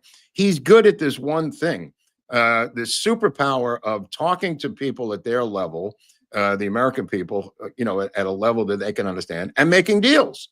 Those are his two superpowers. And unless you bring in bulldogs, which he's not willing to do, he is willing to bring in pretty girls who may have his eye, not that he's doing anything with them at all, but he brings in these women who do not have the eye of the tiger, who are merely figureheads in the places that they're running. I trust Tulsi Gabbard. I trust RFK Jr. The rest of it is, to me, is a failed state. I don't know if I go that far. I mean, Duffy's doing a pretty damn good job with transportation. Oh, that, I mean, but what happens in Well- transportation? I mean, what goes on? Well, it helps our plane not wreck when we're traveling. Newark Airport is completely destroyed at this point. It can't even function at this point under this administration of the Transportation Department. I don't know what's going on at Newark, why 45 air traffic controllers left for grievances or depression at the same time. But to say that Newark Airport, which is one of the largest in the country, it's completely out of control at this point. So, And tell me as the full story. for building stuff, I mean, that takes a long time. You know, Department of Transportation is also involved, as you're well aware, in trains, planes, and automobiles and highways and that stuff. That takes a while. The bullet train out here is a complete debacle. I mean, I think he's gonna pull the plug on that. But these are things that are not gonna get our shirts made any faster, to quote Mortimer Levitt, the head of the custom shirt store. These things are not what we voted for this guy. We didn't vote, or I didn't vote for him to have a great Secretary of Transportation. That wasn't the issue we wanted. We have gone through 4 years of the Third Reich, and we'd like to get some Nuremberg trials underway. And it's the last thing on his mind is to have any type of Nuremberg retribution trials. And I feel deceived. I feel duped by this administration, to be honest with you. Well, I'm kind of in the mindset of, one, however it is, it does take time. But two, which battle do you choose? He has to choose certain battles and whatever he can do. Is it an administration about revenge? Let's say all of his trade deals do work out. Yeah. And then all of a sudden people are getting jobs here in this country. And Okay. manufacturing is coming back. Now, do we say, oh, screw that because we didn't get revenge on somebody else? Yeah, I would have done that later. I would have done that later in the administration. I think But he only has the juice right now to do whatever he can do. And there's like 10,000 things that he has to correct and go after. Good luck. Good luck telling it to the Marxists. I agree with you. I know, and the Marxists are everywhere. I mean, I agree with you because he has given up the fight to the Marxists. I don't believe any of this stuff is going to be left over in the remnants of the ashes of our republic once he leaves office. They will dismantle every single thing he did through executive order. There has not been one. Am I wrong? Has there been a piece of legislation? Well, actually, the sad thing is, yes, there's one. Which is what? Renaming the Gulf of Mexico. Thank you. Thank you. I mean, wasn't that was the first? I think that's the first piece of legislation that and some of this I have to blame Congress for too. And I don't know if he needs to get on the phone, but I'm blaming him for giving away seats of Congress. How about because that is my issue. Every executive order should have a law being written to back it up. That would be a good law. How about that law? Yeah, that's a great law to have a law written for every executive order. Well, that's the idea. An executive order. I know it's an idea. Yeah, is holding over to get a policy happening to make it happen today and no delay, and then you write the law. Okay, well, let's just extrapolate this out, me and you. He's got 200 orders against him by judges, over 200. Mm-hmm. He goes to the Supreme Court and gets rejected on the 200. Takes years. Now what? Well, do you think one, he's not going to get rejected on all 200? Okay, but what do you do in the meantime? Just like the trans policy. Well, let's be fair here. Okay, right? He's getting rejected on some, but he's not on others. The trans policy, it just went through. Right? Okay, he got that. So he is doing the right thing according to the Constitution. Throwing it to the courts, throwing it to the courts, throwing it to the courts. Right. And what credit does he get for the right thing, in your opinion? Well, what credit does he get? Well, first off, you don't just go defy the court unless the court gets so far out of hand you can defy them. I think but where is that line, Eric? Well, I don't know. We haven't got all the cases through. And it could be the strategy, like they've already been told. Here's an example: facilitate the return of Garcia. And they've told everybody to go F themselves. They went to El Salvador and said, hey, this is your citizen. Do you want to give him back? No. Okay, sorry. Screw you, 9-0 decision. So there already is a pushback there. Give a little bit of credit in that. And if the Supreme Court and these courts continue doing it, he can't just go immediately full Andrew Jackson. He's got to get it to where the public outcry is so angry that he can do Andrew Jackson and it'll be celebrated. I think he's got to push it to the point where the public demands a full Andrew Jackson. and then can push Congress into redistricting, which Barnes has suggested, and I totally agree with. Eliminating the DC circuit, for example, with the courts, eliminating Southern District of New York, possibly. So some of these can happen. I know it's not happening quick enough for you, and I wish it was faster too. I know you do. I'm just saying, I'm extrapolating out. I don't see a light at the end of the tunnel that you see. I don't see that. I don't know if there's a light. It's kind of like the tariffs, Mark. Look, they're causing pain. The reality is that it, turned the whole stock market upside down. And I look back, I'm like, 8% of the American people own stocks. Go on. Whatever, dude. There's other. No, 92% of the American. people and small businesses have to buy shit that's going to be used for products. It's over. It's over as quickly as it started. It's relatively fast and over. I mean, but it hasn't even hit yet. The effects have not even hit yet. The Okay. prices of the goods coming in haven't even hit yet. Okay. My point is, though, I am willing to step back because nobody has done this before. Nobody has done this shit before. At least since McKinley. Okay, McKinley did it. I take that back. McKinley did it forever ago. I don't understand all of it. I don't understand all of the mechanisms, and I am humble enough to say I don't know all of it, and I want to step back and give it a chance because I know it can't.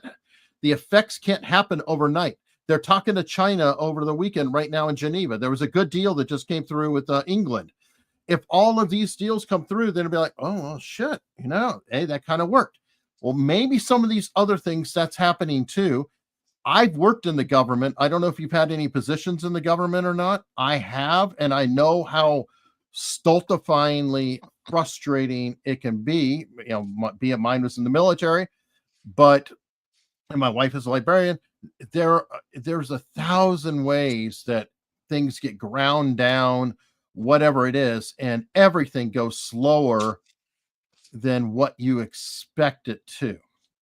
But hopefully he is moving the needle, and we aren't seeing it yet. Merrick Garland had 500 people incarcerated by this time. And how many of them were January 6th?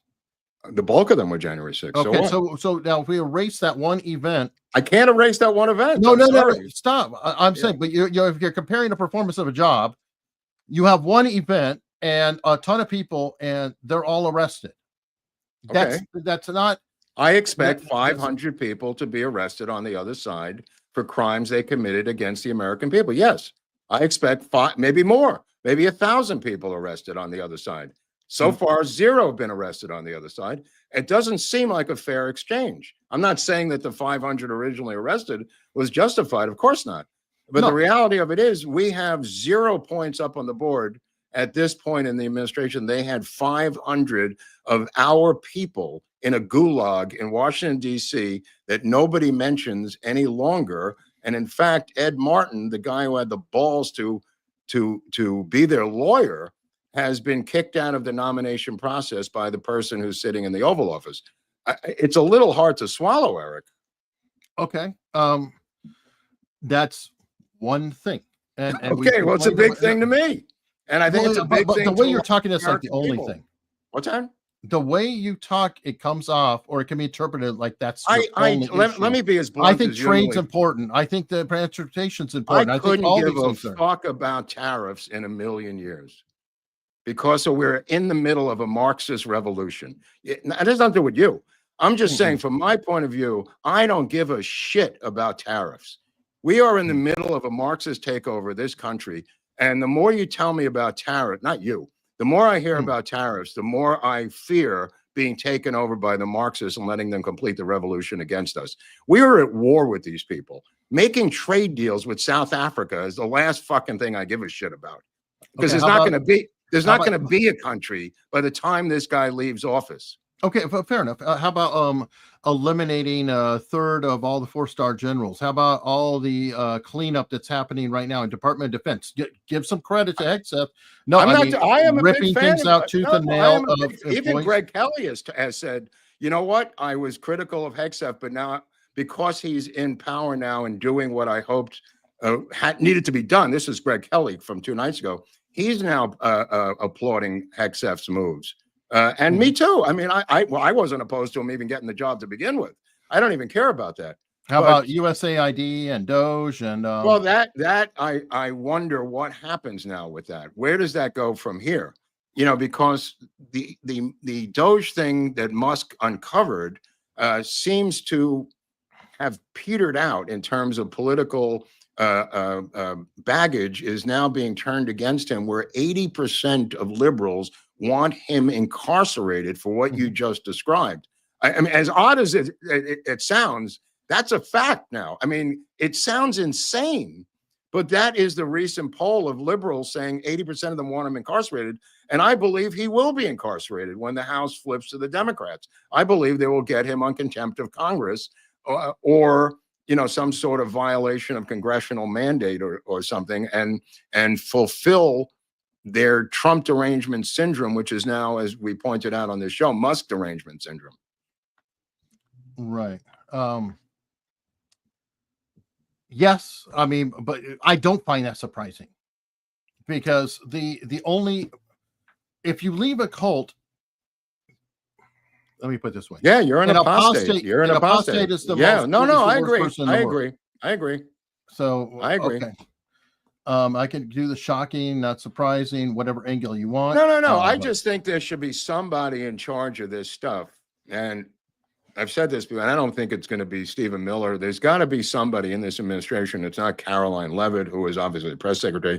Somebody who is going to deal, because he's left now, Musk. He's gone back to run his business and his rocket ships, rightfully so. He's been damaged so much by the left, and he had to go back and run his businesses. But I think there's a vacuum right there that he's left behind, is all I'm saying. I hope so. Or a lot of the big things, like, you know, shutting down USAID was huge.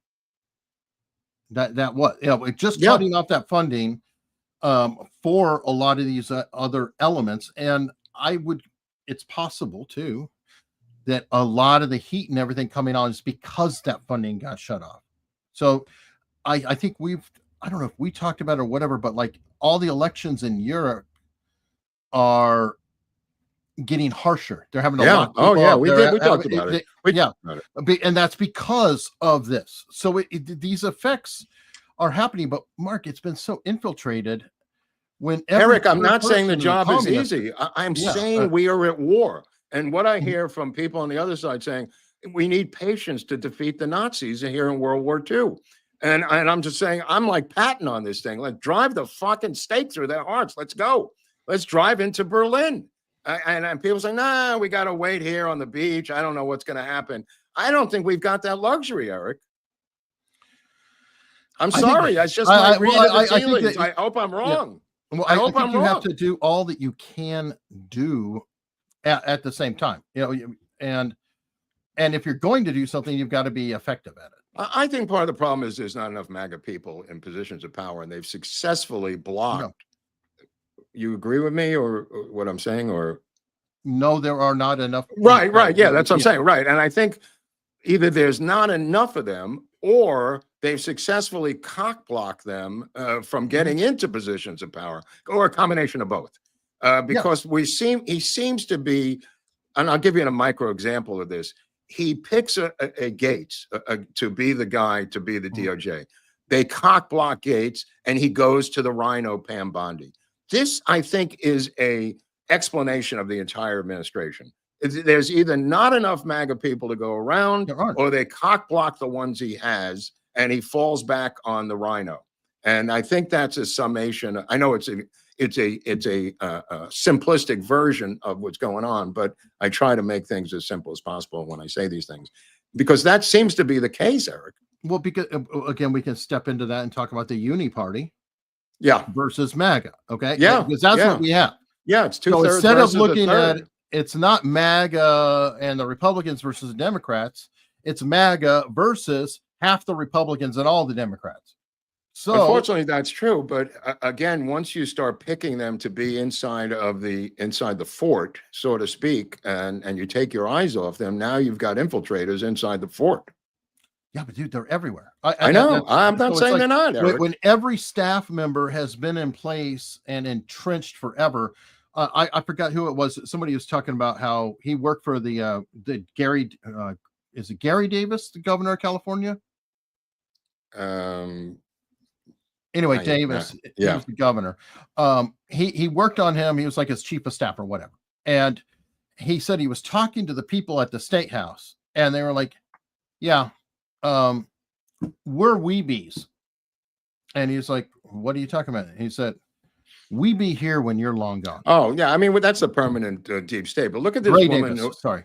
Yeah, look at the woman who was the chief of staff for Mike Johnson, who recently resigned and joined Andrew Weissman's law firm. And now people are flipping out thinking she was a deep state rat the entire time. She wasn't just the chief of staff for Mike Johnson. She was a chief of staff for other speakers of the House before that, and other top House politicians, unknown. And now she's with enormous amounts of power.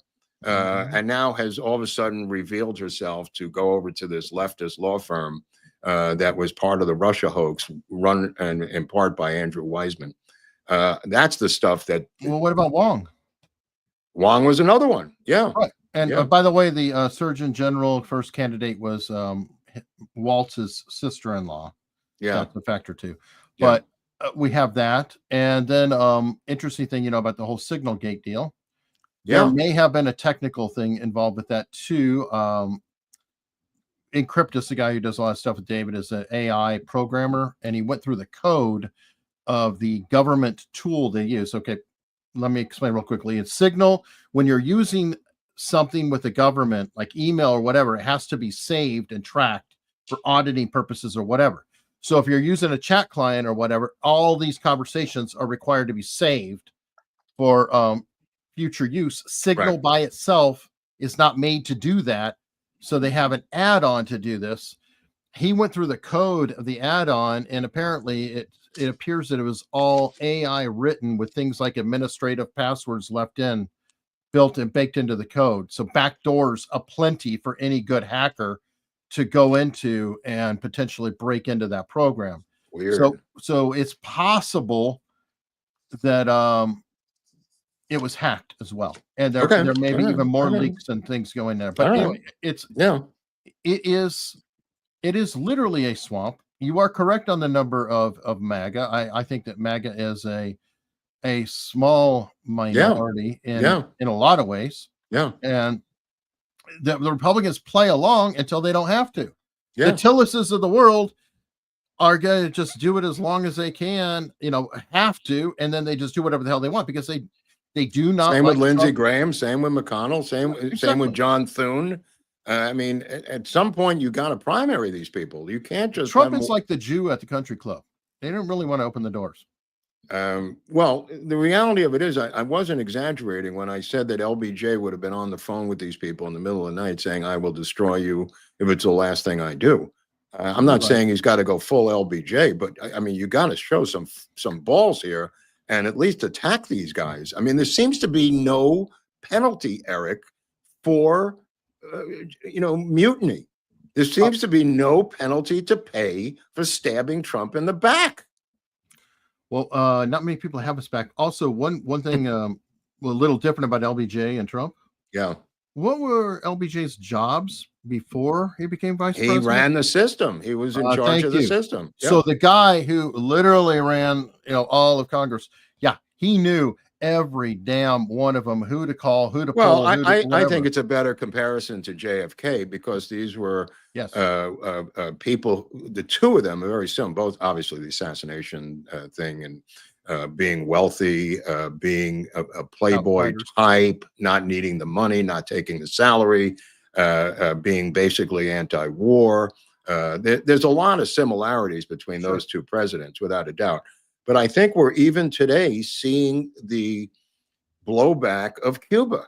And I was talking to you before the show about this story that broke this afternoon. We talked about Cuba in the past two episodes because JFK pulled the chicken switch on a plan that was clearly laid out by Eisenhower and the CIA and Nixon to physically go in and take out Castro militarily without skullduggery.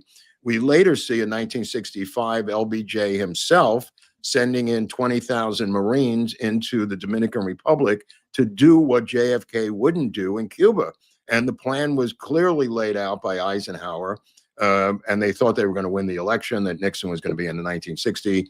And what happens is, you know, JFK pulls a chicken switch and Cuba becomes basically a floating communist island 90 miles off the coast of Florida, where even today, which Eric and I were talking about before the show, they've discovered that the Chinese communists have been using it as a spy station against us for the past number of years, spying electronically on the southern region of the United States, Louisiana and into Florida and into military bases out of fucking Cuba. This is still the ripple effect of JFK not having the gonads to take out the Cuban communist administration in 1962, Eric. I'm sorry. I mean, the ripple effect, it just keeps going till today. It's not the Soviets anymore. Now it's the communist Chinese, who are literally 90 miles off our coast with a base of operations. And I know people don't want to talk about it because it makes people uncomfortable, but those are the realities we're faced with today. And everybody who talks about not supplying foreign aid to Israel and foreign aid to other countries, they don't seem to want to address that if there's that vacuum is there, it's going to be filled by the communist Chinese. I know it sounds harsh, but that's the reality of real politics in the world.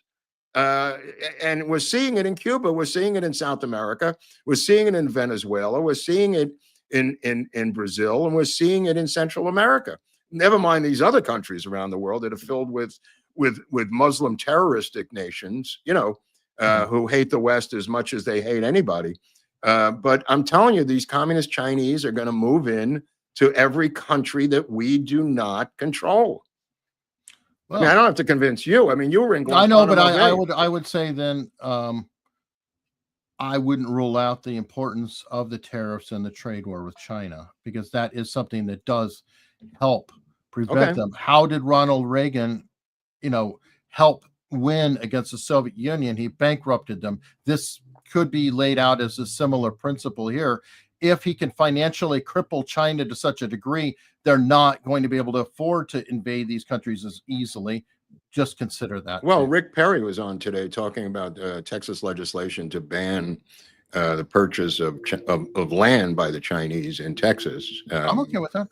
No, I support that. Yeah. Of course, I support that. But I'm saying it's a no-brainer. I mean, this should have been done years ago. Mm-hmm. I mean, they're using cutouts. Obviously, they're not coming here with a red flag and a Mao's little red book to buy a farm in Plano, Texas. But they have built an entire civilization of based on Sharia law there instead. Yes. You know, outside of Plano. Yep. And I think the Justice Department has opened up an investigation into it as we speak. So. Well, and you know what? There are laws that address company towns, and I would wonder if that would be considered. That might be a good angle. Yeah, that might be a good angle. And going after it in that way, you have other factors that there's, you know, you can't apply different law, even though there is some wiggle room in there. But that's kind of private contracting. Yeah. Like, I don't know what they call it. I know that there's like Jewish law with marriage and things like that, and they have some internal things, but I think that's like a contract negotiation versus a well, they have implemented Sharia law in this community. I mean, they're saying that we're going to have our own laws here, and their own school system and everything else. I mean, they've created a little Saudi Arabia there in the middle of Texas. Which, you know, I hate to say it, I'd encourage some brave souls to move in there and then break Sharia law and then just go to the Supreme Court, because it can be spanked down very quickly. It's just a matter of, you got to have a case. And that's one of the weaknesses in our system is, well, the state people can do anything they want until Yeah. You have a case, you know, for standing, if you will. Well, will John Roberts take these cases? Now that you mentioned the courts, I mean, will he hear these 220 cases? And at what time? Well, they eventually have to. I don't know the, you know, speed or whatever it is, but they're starting to roll. They're starting to pile up. And yeah. It's a lot of them are kind of overlapping anyway. You know, like I think that 200 out of the 700, 200 of the 700, there might be 200 or 250 judges that are far left judges who are there as political tools, and then 500 normal judges. I hope.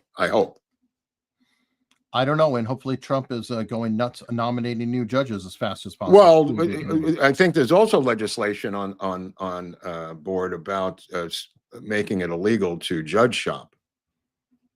That would be good. I think that's also legislation. But we go right back to what we said earlier. I'd like a lot more actual legislation also to codify whatever things are in there. Like I had it queued up. Trump has signed executive orders turning around the executive orders about the efficiency of the stoves, and shower heads is going to be another executive order. You could do it all one day behind closed doors. I mean, end it all. But then the next thing comes along and he puts it back in. So that's where some of this. No, I'm saying Trump could have done all this on day one and signed these orders, and here we are in the middle of May, and he's still making a spectacle out of this. Now, I understand that he wants the publicity for it, but there's other fish to fry, damn it. And he doesn't seem to be getting to the other fish to fry. Now, one of the fish they're frying, apparently through House legislation, which sounds familiar to you and me, especially to me, is limiting these national bans by district judges and making them only in their district, which I talked about on this show. Apparently, Jim Jordan talked about the legislation that's on the floor. It's heading over to the Senate to ban district judges from having national bans and having their rulings go outside their physical district. This is common sense legislation. So I hope the Senate will quickly agree to this and put it on the president's desk, but I have my doubts. Yeah, Congress and Senate determine a lot of the factors. They can also shut down the districts and things of that sort too. Right, but this is a quick fix, Eric. This is actually something that makes sense to me, saying you're a district judge in Seattle, you can have all the rulings you want. They only affect King County and your district. You can't affect something in Louisiana when you're a Seattle district judge. I mean, that just doesn't make sense to me. I know, but they're going to slap it into the Commerce Clause. And when you get into some of the finance stuff, then that some of these things are absolute bullshit, obviously. But then there are other ones where, yeah, it actually would be a factor, because if you're having a competitive agreement between two states and then one state's judge, that district shuts something down. Or then you go to the that's when I would go to. But then it's going to go up, but they still have the same effect. Then I would go to the Supreme Court. But to shut down a foreign policy by a president of the United States by a district judge out of Seattle, this can't continue. This just can't continue. It has to be resolved, and it's got to be resolved now. And the way to do it, as you prefer and I prefer, is legislatively. If they have a beef with that, take that law to the Supreme Court. And by the way, that may come to it as well. All these things may come to a head on these. But this is no way to run a country right now, because they're going to shut. They must be so happy that they have succeeded in blocking him on so many things that they're probably looking for other things to block, as I speak. Yeah. By the way, did you see it in Human Interest Story? Did you see the new statue they put in the middle of Times Square of Tish James? Yeah, I just hurt my eyes. It makes me think of that stupid little girl in the bull. Only it's worse. Oh yeah, this is gigantic. And what they wrote, it's bigger than the bull. It's bigger than the bull. What they wrote in their description was some Marxist mumbo jumbo of what she represents. I mean, she's not a real person, but I said Tish James because she's the same size as Big Tish in real life. But there's two other statues there in Times Square, and that's Duffy Square for people who are not from New York. And there's Father James Duffy, who was part of another episode we briefly covered with William Donovan. And Duffy was part of the Fighting 69th. He was a cleric who actually went in World War I, was out in the field with the wounded, and was one of the most heroic clerics ever in the history of the United States military. And he was part of the Fighting 69th, which they made into a movie. I don't know if people remember this, but he with Pat O'Brien playing him, Father Duffy is the statue that you see when you go into Times Square. And there's the reason I'm mentioning this. And the other statue is George C. Cohan, who invented Broadway, which is where Times Square is. George C. Cohan, not only did he write the famous song Over There, the World War I theme song, he also wrote You're a Grand Old Flag. He also produced 38 musicals. He's the father of the American musical. And that's why his statue is there. In their statement about this gigantic Tish James statue, they said that they intend for her to overshadow these two old white men who don't have any meaning any longer. I mean, the statement about the statue is almost as more anger provoking than the statue itself, because and the thing about Duffy and Cohan, I mean, they were just real homemade American heroes. George C. Cohan was, again, both of them Irish. I think Duffy was Canadian Irish American, if I'm correct about Duffy. But Cohan is played in a movie called Yankee Doodle Dandy by an obscure actor named Jimmy Cagney. These two guys are American icons, and now they're being overshadowed by an imaginary black statue. That's the point of this diatribe. It's just insane. Yeah, I mean, you know, if it's not George Floyd, it'll be an imaginary figure that has. Right. I'm saying they have no heroes. They're now down to crackhead criminals and imaginary fat black women standing there angrily in Times Square. If you have a legitimate hero, put them up there, you know, make a statue of Jackie Robinson all day long. But there are none. That's the fact. There's a ton of black heroes. Most of them are too conservative for their liking, or they probably call them names. You know, like how about Clarence Thomas? Well, like a statue of him. Yeah, obviously, you could put a statue of him, but even Jackie Robinson, conservative Republican, supported the Vietnam War, worked with Nelson Rockefeller, supported Richard Nixon. If I ever tell this to people who are baseball fans out here, they have a heart attack, they get glazed over and have cognitive dissonance. This was a guy denounced as an Uncle Tom by the Student Nonviolent Coordinating Committee, Stokely Carmichael, in 1969. Not a hero at the time of the black left. Let me put it that way. Yeah, I agree. Thomas Sowell, that would be a good one. I'd love Thomas Sowell. Yeah, yep. All right. Well, your statue story, I'll see that and give you my statue. Oh, this guy. Oh my God. Go ahead. We do have to make sure that our presentation is depicting not just truth, but the best part of our existence, which is our collective humanity. The Park District is planning to clear away the larger Grant Park statue's base and redesign the plaza as a gathering space that will accommodate temporary artwork. We do have to make sure. There you go. Yeah, see, he doesn't even have the proper bullshit story to explain what he's doing. That's why that sounded like word salad, because what he's really saying is, we hate white people. We hate Christopher Columbus. We're taking down these statues because we can. We don't have anything to replace it, which is what I was just saying about the imaginary black woman statue.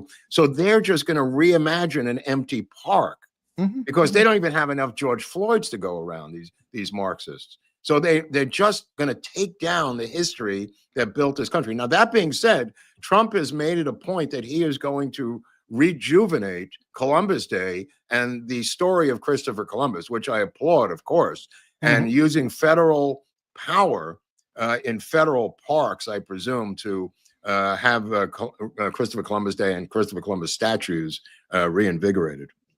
Yeah, no, I think that's great. But I'm just saying, here we go. Let's get some super chats. Oh, go ahead. I'm sorry. Here. Jam Man, binging on your content recently. Awesome stuff. What is the gold standard JFK assassination book? There is none. Okay. Any that you'd write? I mean, Jim no, but I'm not. That's not the question. He's asking there is none. Okay. I'm trying to be honest with the guy. I mean, what do you want me to name 17 books for your $5? I mean, I guess if you had to start somewhere, what would be the one book? I wouldn't start anywhere. I wouldn't start with this guy. I would start with Crossfire by Jim Marrs. Okay, there we go. Diffuse with 10 memberships. Mark said that Crossfire by Jim Marrs was the gold standard of all JFK books. All right. I'll hold you to it. I'll be misinterpreted by 20 minutes from now. Don't worry. I've already got somebody yelling that we said rent a cop and they're mad. Yeah. Let's see. Trump, who is this again? This is the CCC video channel Deep State Ops. Okay. That makes me think of what people name their wireless routers. FBI Oh, that's surveillance funny. van That's funny. and stuff like that. Trump needs to get a fearless bulldog in there like Joseph DeGenova. DeGenova. Okay. Yeah, I'm not he's a familiar. former Washington prosecutor. All right. Should have put Barnes in versus the judge. Okay. And by the way, somebody mentioned earlier, careful about ageism. Trump's 78. We're not saying that. We're saying she's been out of practice for a long time and out of touch and probably not super qualified versus the people who are there right now who've been practicing every day in the trenches and will gutter. How would you like an entire government run by 78-year-old people based on that logic? Everybody in the government, based on your logic, is 78 because Trump is 78. That makes more sense, right? We have that. It's called Congress. Give me a break. A lot of those guys like Jim Jordan and Massey and Comer are not 78. Obviously, Pelosi and the Democrats are holding on to power, and as part of their political problem is they can't let go because those people are still alive. I mean, until they die and leave, these corpses are going to retain power to their detriment. But we don't have that problem on the other side. There's a lot of younger people, including Marjorie Taylor Greene, including, whether you like her or not, Congressman Luna. There's a lot of young people on the conservative side. That's not our main problem. I'm just saying because the guy's 78 doesn't mean every 78-year-old is qualified to do what Trump's doing. Right. And the problem is he loves people who are TV ready. Yeah. Yeah. And who's better than TV? The people who are who's more hosts. shallow and brain dead than a talking head on TV? He loves TV, dude. It's just bizarre. All right. This is from Nick Giusti. Been watching you guys for about a year now. Love your shows, especially the JFK content. Just wondering how the Eric/Mark dynamic duo came to be. Also, what's in store for future JFK content? Appreciate you guys. I'm not telling you, Giusti. I mean, these are states. No, I don't know what's next. There Eric is and I we're met still on somebody. fighting. Okay, we don't even know what's coming. We don't even know what's coming today. He's got. Thanks for the donation. Yeah, thank you very much. And essentially, my channel got nuked. Some asshole on Twitter called Lord Buckley gave me shit. I DM'd Is that true? and it became a show. Yeah, is that true? That's an extremely short version. Wow, that's funny. Yeah. By the way, I'm not happy with this muting, Eric, because no, just keep it up. Just suck it up. The muting isn't as good as blocking. I got to tell you, it may not be, but we have to sacrifice for the future. Dude, it's just not emotionally satisfying. I meant to tell you. I mean, I know that, but it's just like, they're still there. The people are still there.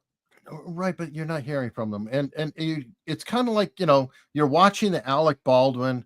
You're taking one for the team. You watch the Oscar movies. It's a good thing. Just trust me on this. Well, I don't know how long I could keep it up, but I'll try. David March, Megyn Kelly has an interview with an RFK advisor who's spilling the beans on Shanahan tonight. Ooh, I like that. And Kelly means there's something going on there, bro, and it may. It's obviously personal. It's gone, but I mean, now it's personal. But what is the real story behind this? It sounds like to me, and I don't know. It sounds like competing business interests. Oh yeah, right. And just egos. I mean, but that might be a secondary thing. That might be. Well, I think there's a lot of money together. I think there's a lot of money here at stake. There may be, but I kind of feel like egos and business interests sometimes are so intertwined that it's. Well, look, she doesn't need to work. I mean, I don't understand the Shanahan angle. Yeah, neither is Elon Musk. No, but I'm saying she's never had a job. Right. Well, I'm not comparing her to Elon Musk. I'm saying she has money from a failed marriage. She's never had a job in a life. That to me, the ego is more important than the money. I agree. That's what I'm saying. I agree with you. That's what I'm saying. This might be ideological to her too. Not like a personal in terms of cattiness. This may be an ideological problem or a political problem. Or she may be right, and that's the problem. She may is be there's right. So much I don't know. noise Yeah, in I this don't know. mix She that I'm may like, be right. I would like her to run for governor. Not that I like Nicole Shanahan, but if the choice is between Nicole Shanahan and Kamala Harris, well, it's not even a no-brainer. right? That's why I said RFK 7 months ago, 8 months ago, that I like him, but then I didn't know he was going to get HHS. But she stepped into that void and said she would do it. Of course, like many women, changed her mind, so and then got into other things. Yeah, and I don't know. How do you like how we haven't heard from Amaryllis Fox since she got her position? She got a cookie. Go away. I'm hoping that some people just talked to her and said, "Look, we know what you are. Go over here. Oh my do God!" This." But a lot of shit swirls around Bobby. I'm sorry. Yeah, I'm I not like Bobby, I'm not but disputing it. just, everybody around. I just want to run one of those drug farms. Is that too much to ask? Okay. Oh. Anyway, well, we'll see. A Burley Knoll, a California and New York imports. You know what? It's always these people that are ruining your place. The idea that the Daily Wire with 50 conservative people moving to Nashville is going to ruin your town. I'm sorry, that dog won't hunt. There's got to be other factors here. Well, okay. I grew up in Tucson, and I can personally say that you shitheads from California definitely screwed up my life over the years. So, Patriot biker Karen Reed murder trial number 2, currently in Camden, Massachusetts. It's not the Menendez brothers. But you know what though? That trial's going on and on. It's got major play, and I think it's going to go on for a month or something. It's just insane. I heard even 6 weeks. I don't understand the whole thing. There's some trials in terms of the case, because the case is that she backed over her husband, or is accused of backing over her husband. I understand. Which is not the biggest. I know. I understand the rudiments of the case, but I mean, the Menendez brothers is a much bigger celebrity style case, and it's not getting half the airplay that this thing's getting. Yeah, I mean, I don't know. I mean, these killers might be out by the end of the month. They might be. Well, we've talked about the irony. I mean, the irony. Sirhan will be sitting there. Sirhan will die in prison, and these buff 50-year-old brothers will be out running around Beverly Hills in a couple of months with a ton of money and Netflix deals. Yeah. Oh, absolutely. I mean, it's insane. Probably with women on their arms. They'll be like OJ. They already have that. You got to see, dude. They were the original Mangione. I mean, they were the original guys with groupies who were murderers. Although Richard Speck had his people too, and obviously Richard Ramirez, the Zodiac killer, he had tons of groupies. They were all in court with him. Right, but the Zodiac one, Ramirez, they were in the courtroom holding up their palms. I mean, I'm not talking about the Manson girls. I'm talking about separate groupies. They were girls in the case itself, in the courtroom. I don't remember that happening. Well, there's Holmesian girls. He was the guy who shot up the theater in Denver, Colorado. Yeah, Denver. Yeah. Remember when he was dressed like the Joker with the orange hair? Yeah, the Joker killer. Yeah. Yeah. I mean, George Toth. I agree, Mark. Thank you, Toth. Was that so difficult? I don't know what I agree with. Probably when we were going back and forth. Who knows? I'm looking at one forward point to that happened. He goes, I agree with that point. $10. I'm curious how many times I'm going to hear, Hunley, why are you even there? Just give the damn show up. Why are you bothering Mark's show? God, you're so stupid. I'm excited about the comments. They'll be coming in strong. Jenny's getting inky with it regarding Target. So they're paying for the associates to watch you perform free labor. Yeah. Make that point enough times, and self-checkouts might go extinct. Dude, it was ridiculous. I'm sitting there and we're checking out, and I look over. This is late. I mean, this is 10 o'clock at night. There's 8 closed checkout stands and 8 girls watching every person leaving with their stuff at these self-checkout things. And I thought, what irony. Yeah. And because they were on the clock anyway. Now they're on the clock, not working, and we're doing their job. Yeah, well, I mean, there's so many problems. Or you have like, I go to Kroger and I use self-checkout, so they have like one person monitoring like, 10 of these, and Yeah. it always hangs up in the middle because they have like super strong AI or whatever, and it's always tripping up saying an associate's on their way, an associate's on their Oh, way. yeah. I have And that it's at like, Albertsons, which is Kroger's. Yeah, I have the same thing. Kroger's like Yeah. 20 places. I don't even know all of them. Big Fish. If Act Blue investigation moves forward, midterms could be much closer than you think. Yeah, sure. I'm sure. Yeah. Alex Davy Duke out of Canada. The choice of Bondi and Pirro, Fox News favorites, is very troubling. Mark is right. Gates was 6-footed. Soon Trump will create a new position for Sean Hannity. Well, I made the joke about Greg Gutfeld, who I dislike enormously, and I was joking, and people said, "Yeah, that's a great idea, Mark. So obviously Trump is tied into something where half of his base thinks it's a great fucking idea." Yeah, and I'm not against TV personalities getting a job. Like Scott Jennings for press secretary would make a ton of sense, or any, online personality or whatever, being a press secretary, because that's kind of on point. They're the press, they're secretary, da da da da. But I don't know. It's at it. Pamela coming in with $5. Thank you. Happy Friday, guys. Happy Friday to you, Pamela. Thanks, Pamela. Thank you, honey. Nick Giusti. Trump needs to tell those federal judges to F off and force the fight to the Supreme Court. If the Supreme Court won't back him, then F them too. He needs to summon. Right. I completely agree with Nick. That's what I've been saying right now. That's what I've been saying. The question is, do you wait till the last month of your administration to do it, or do you do the obvious tomorrow morning? I am saying tomorrow morning. What people who are conservative in the Republican Party are quite willing to do is wait until the clock is run out, which I keep saying is their strategy. That is the brilliance of their Marxist chess moves. The question is, what do? Do you just cooperate with their chess moves? And they have you checkmated today. It is a checkmate move. Do you play the game their way, or do you play it your way? And to play it your way takes a lot of fucking balls that I do not believe, based on what I've seen, that they have. That's why I'm depressed over this. But I'm a half empty kind of guy anyway. Barnes seems to be a half full kind of guy because he's involved with institutions. I'm not. I'm a half empty, depressed kind of guy all the time. So I see the lens, I see the world through a different lens. My take is you got to go now because their strategy is to run out the clock. And at some point, why wait until the last minute, until you realize their strategy? Roberts is not going to help you, bro.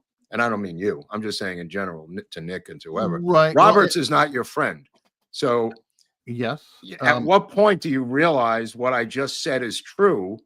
Do you do it before the midterms? Do you do it this month? Do you do it in year 3? At what point do you do this? That's the only question. That's what I'm saying. I don't give a fuck about tariffs. And I don't mean that in that kind of way. I mean that because this is much more important to me than that, because this dictates your entire administration. How you deal with this right now, because any order you make is going to be cock-blocked by some district judge, which is part of their brilliant Mark Elias strategy. The question that is the only question in American politics right now, my humble backroom opinion, is how are you going to deal with these bans and these blocks by federal judges? And that's the discussion we're having. Is it today, or do you wait for the entire process to play out? Because that's what they want. They want you to wait for the entire process to fight out. They want a hearing for every one of the 20 million illegal aliens that you're trying to deport. Do you cooperate with that? Everybody's yelling and screaming, you can't and you won't. But if you begin to put these guys on trial, having their due process, that's a victory. They're never going to get 10 people out of this country. And I think they've successfully blocked at this time the deportations of illegal aliens from this country. Due process is a lot lighter than I think you're perceiving. I'm not perceiving it as anything. It's no, a matter of I'm degree. saying, I'm not perceiving it. I'm saying quite literally, due process at a minor level, because I had to look it up because we've gone around and around and around on it, and I talked to Nate about it, etc. Is as simple as essentially you get hauled in, Mark. I pick you up from in front of the Home Depot, and you get hauled in, and there's an immigration judge, and this is like almost a de facto, a very light level thing, and I say, you're illegal. Prove you're a citizen. No, I'm not. I'm here legally. Okay, where's your paper? No, okay, too bad, you're out. That it is literally as simple as that. Try doing that 20 million times. And how long is that going to take? You're going to do it 20 million times. How many years or decades will that take? That's their game. That's what I'm trying to say. I'm not disagreeing with you. I'm saying that process. What do you think about the plan that was floated too about paying $1,000 or whatever it is? I love that plan. That was my plan to get rid of the Gazans. I've been saying that for 30 years. Okay, well that's also been floated. I love that plan. Now I think self-deportation is really the biggest. Well, that's part of the self-deportation plan, obviously, right? Because even okay, let's say we take the due process out, which is one of those troubling American things that we kind of like to do. Even just rounding them up and putting them on buses again, there's not enough time. We cannot do it in the time he has, period. What should we do? Nothing? Or no, that's what I said. You got to go after the employers. And for example, you might as well just give them amnesty at that point. If you're shutting down the employers. No. They just went through the restaurants and the I-9s. Well, okay. It's kind of like the some of the the drug principles, like if you can eliminate the demand, the supply does go down, right? As long as there's demand, there's going to be a supply. If employers are losing their asses getting caught hiring this, then they're going to say, look, no, I need that damn paperwork. Now the jobs start to dry up. If every time they go to a Home Depot they're getting rounded up, where are people going to go pick up their illegals? You talk to the app companies that have, things for handyman or whatever work that they're doing, and you say, unless they prove citizenship, they can't register with your program, or we will hold you accountable. We will fine you as a company X millions of dollars or whatever. Then now you've locked down those. What happens when you do all this? Well, now you're starting to stymie the system. And if nobody can get anything, what's the benefit? They're going to have to go elsewhere. So I'm saying that the best way to do it, I feel, is you've got to eliminate any incentives for them to be here, and then they can leave. Okay. And others can try to come in legally, because then there'll be all the incentives of the world. Hey, you're legal. You can do anything you want. That's fine. My opinion is the only thing that'll work are massive deportations as fast as possible. Well, how we get there, this is my, I don't care about the other stuff. I really don't. That's your opinion. I respect that. My opinion is mass deportations, nonstop, from day one, rounding them up, putting them on planes, trains, and automobiles to get them out of here, and dealing with the legal stuff later. If you begin to stop, the game is lost. And right now, the game is lost because they've stopped and they're going to let those rulings play out. This game of deportation has now ended. They will be voting within a couple of hours. Let me tell you that right now. They'll be voting in the midterms. They'll be voting Democratic for the next 50 years because they have lost this battle.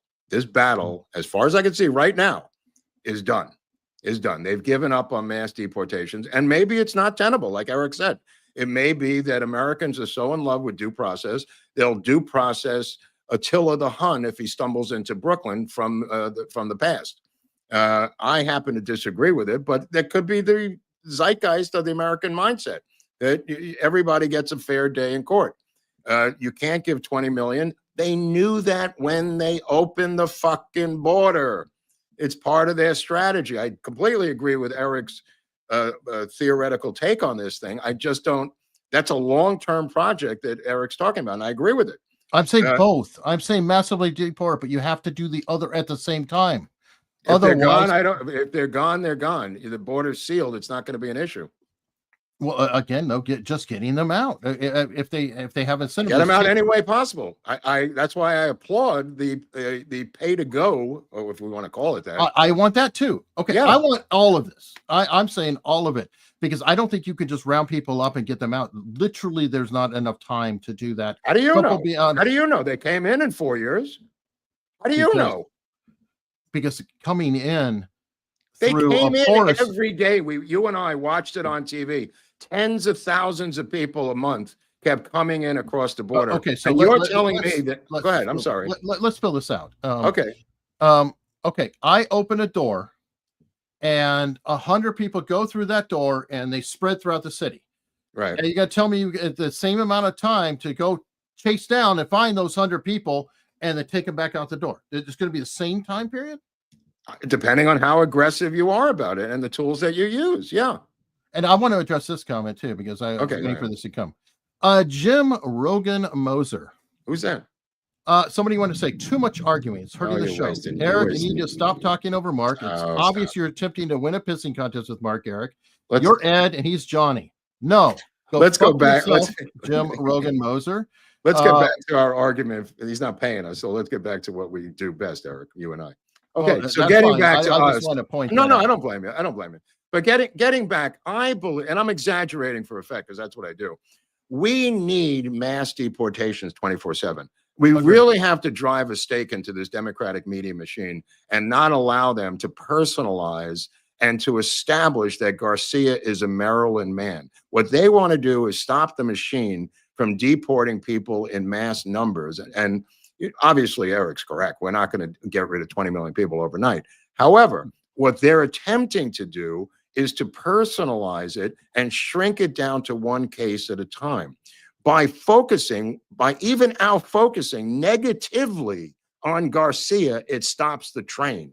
That's what they want. They want to fight over each individual case. These smug retards who are conservatives thinking they're going to win this thing don't understand the bigger game. They want the fight over each Garcia that is in the media. That's what their game is. By everyone saying, yes, he's got MS-13 tattoos. No, he doesn't. It's Photoshop. Yes, he does. They want that. They want each person to be individualized. That stops the machine. What I'm saying is, don't even give these guys a face. Get them on a plane, round them up like Holman's doing, and get them out of here. Let them sue Trump. Let them go to the Supreme Court. Stop listening to a judge in Seattle who is being told by the ACLU what papers to file to stop and have a national ban on fill-in-the-blank policy. Trump is helping them by abiding by these rulings. Stop helping them. Let them sue you. Stop suing them. I mean, it's crazy. Eric is right about the backup plans. Absolutely. Go after the employers so it doesn't ever happen again. They were issued, which I didn't understand. They were issued by Joe Biden actual Social Security numbers. I did not know that. So they legally, Eric, have the, and I'm not saying this to be argumentative, I'm just saying legally they have the right to work here. This is not, what was that code they used to use? The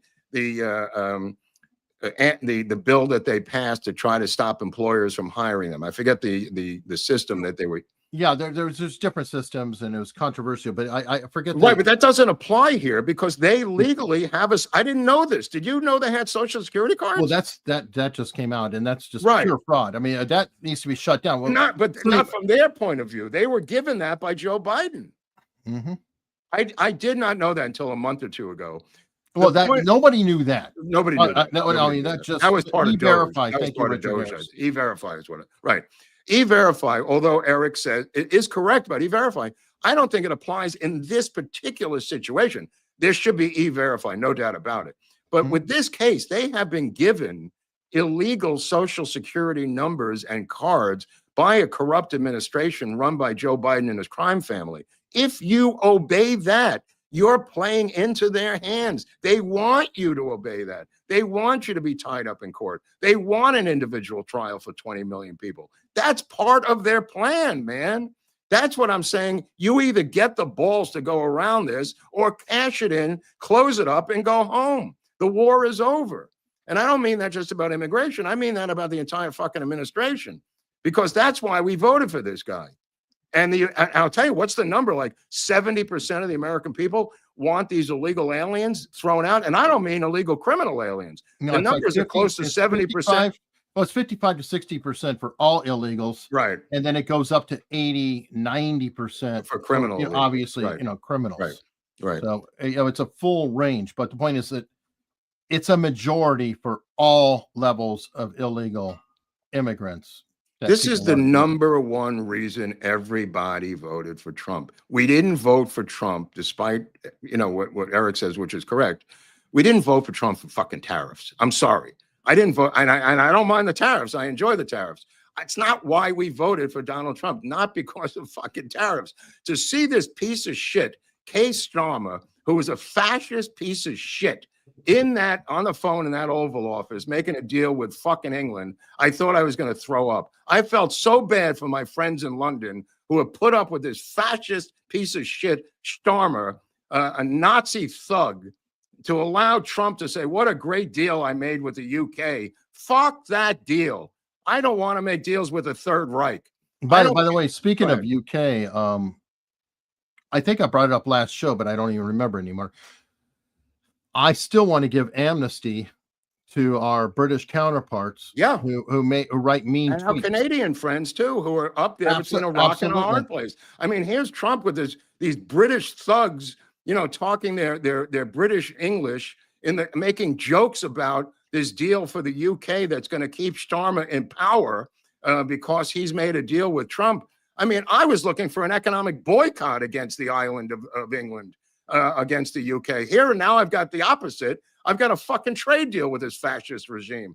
It reminded me of the moguls, the Hollywood moguls, still sending their films to the Third Reich up until the day FDR declared war on Germany. That's how long, and it reminded me of Winston Churchill standing on the floor of the parliament, calling out other members of the House of Lords who were businessmen who were selling mechanical parts to the Third Reich for the Luftwaffe while they were building their Air Force. I mean, at some point, somebody's got to yell, stop helping fascist regimes around the world. I mean, I'm sorry that the UK is in this shape, but there's a lot of help we can do by squeezing them economically, not giving them a goddamn trade deal, for Christ's sakes. They're locking up people for tweeting stuff that creates anxiety. We see videos every single day here. I mean, Musk is a war criminal to them over there. This is a bipolar international policy because Trump is addicted to making deals, which is what I said at the beginning of this show. I do have a solution to all of this, though. Right. In order to be prepared to fortify ourselves, to come up with the policies, we need energy. We need more energy, of course. Oh, I thought you meant fuel oil. I thought you meant gasoline. Well, I'm talking about our energy, okay? We need to get up and have some America's Untold Stories coffee. There's two kinds even. You have the guy with the gun. Look at that one. Blend. It's unreal. It's unreal. That's right. Look, it's got bullet holes. Look on the right on top. It's got bullet holes in it. That's right. America's Untold Stories Magic Bullet Blend. That's kind of become my favorite, actually. But the original, the original is a stronger, more robust blend. The second one's a little bit rounder, a little bit fuller. I encourage everybody to give it a try. I definitely enjoy this coffee. The reviews have been phenomenal from just about everyone. And if you do try the new coffee, please let us know if you've tried them both. I would like to see what you all think. Which is the better coffee blend? Which one do you like? I mean, we've had this kind of thing before with Oswald and the Groubert, and obviously Oswald is superior. And in this case, obviously the Magic Bullet Blend is superior. But I understand. I'm not even arguing. It may very well be. I want to hear from all of you. Which coffee is your favorite coffee? I'll tell you what. Check it out. We could bring it to Dallas with us, Eric, where we're going to be November 22nd in Dallas, Texas for the JFK Lancer Conference for the second time. We skipped a year last year, but this is going to be bigger than the first one because we apparently, and don't ask me how, have become like the #1 spot for JFK information in terms of the history of JFK, Eric. And they have demanded that we come to Dallas November 22nd to put on a conference there. So there are tickets somehow that Eric has figured out how to sell. I'm not really sure what happens, but I want to talk about that for a quick second. Okay, go ahead. I'm sorry. In the description, there's a link to get tickets, and there is a code, which is Untold 10 to get 10% off, and very importantly, it tracks it to us. Now, like all things in tech, it seems that there was a problem early on with the code not working for people who are getting it. It's like a Rumble code. Yeah, it's something. Anyway, so if you have bought tickets and it's from our recommendation, please contact them through the site, and you should be able to get to the site on that link. Wow, right on. And let them know, hey, I tried to use the code and it didn't work. Or, even if the code did work, just email them and say, is the code attached to me? Okay. I really, will deeply appreciate it. And again, only if it is from us. If you found the conference on your own and you bought it or whatever, don't do these. Well, you're not going to get 10% off if you just found it on your own. Right. Well, I'm saying don't claim it now unless you actually did that, right. Because that wouldn't be right. But please notify them that we get the code, because we're trying to figure out who actually was ordering and weren't able to get the that code being to go said, we're through. going to have a JFK Q&A on Tuesday, and if you could bring your questions on Tuesday, we will try to answer them all. But don't make it an essay question, make it a factual question, like, please. I mean, please. And don't make it these supposition questions where it stupidly says, if Oswald was escaping from the building, why did he put on blue pants? These questions sometimes suppose certain things that are not true. If Oswald was the shooter, blah blah blah blah blah blah blah blah blah, and then we have to disregard the question because the suppositions. So you're saying, Mark? Then we have to disregard the questions because the supposition's insane. But that being said, Q&A, JFK, no holds barred, Tuesday, 5:30 Eastern time. And we'll take them all on. And I don't know. I mean, Barnes charges money for this. I don't know what our plan is. So far, we haven't. Well, as far as the Q&As go, I mean, obviously. I mean, we could charge $1 to weed out people. I don't want to. I do like to answer as long as we can. If you look at every previous Q&A, you'll see I pull up questions. Okay. That from people who pay, don't pay, whatever. But then when it becomes a lot of super chats, that's what I'm saying. It's just not fair that. Well, Barnes does it. I'm not Barnes. I'm just saying there's a precedent for it in the court of public opinion. No, I understand that, but I like to, while we can, until there's too many I see. That are paid. Right. I do try to answer, both of them or mix it up. Or if there's a really good question, you're saying there's not enough to do that. There's not enough. There's a mix. Correct. Okay, Correct. that's fair. Because I don't think it's fair if somebody pays money that I ignore them. No. Nobody so said that. You're of, turning it into a negative. I'm just saying that I don't know how many questions we have, but we'll do it for as many questions as we could possibly handle on Tuesday, as best we can. I don't even have all the answers. I'm just saying, if you got questions, we'll try to answer. I don't know what the questions are, so it's hard to prejudge that we have the answers to them, which we may not. But and by the way, check out the channel. I mean, we have previous JFK Q&A, so you might even find questions in there that you want to ask again. Or I love when they ask you a week later in the comment section, like you're still there. Well, that's always great. You see a comment like a year later. My question is, if Oswald wore the jacket, the Maurice Holman, why did he throw it away? It was a good jacket. Dude, I get emails from that too. I know. That's always coming in. Yeah. All right. Al Gonzalez, by the way, this is going all the way back. Columbia Security is comprised of politically connected retired NYPD bosses who are defined stooges because their kids get to go there for free. Well, that's a great answer. They'll allow for whatever they're told to allow. That's a horse of another color. Thank you. I did not know that, my friend. Holy crap. You talk about compromised. Jesus. That's their labor pool? Oh, wow. Yeah. So probably the dean has retired. To the dean has to be arrested. The dean has to be arrested physically. Yeah.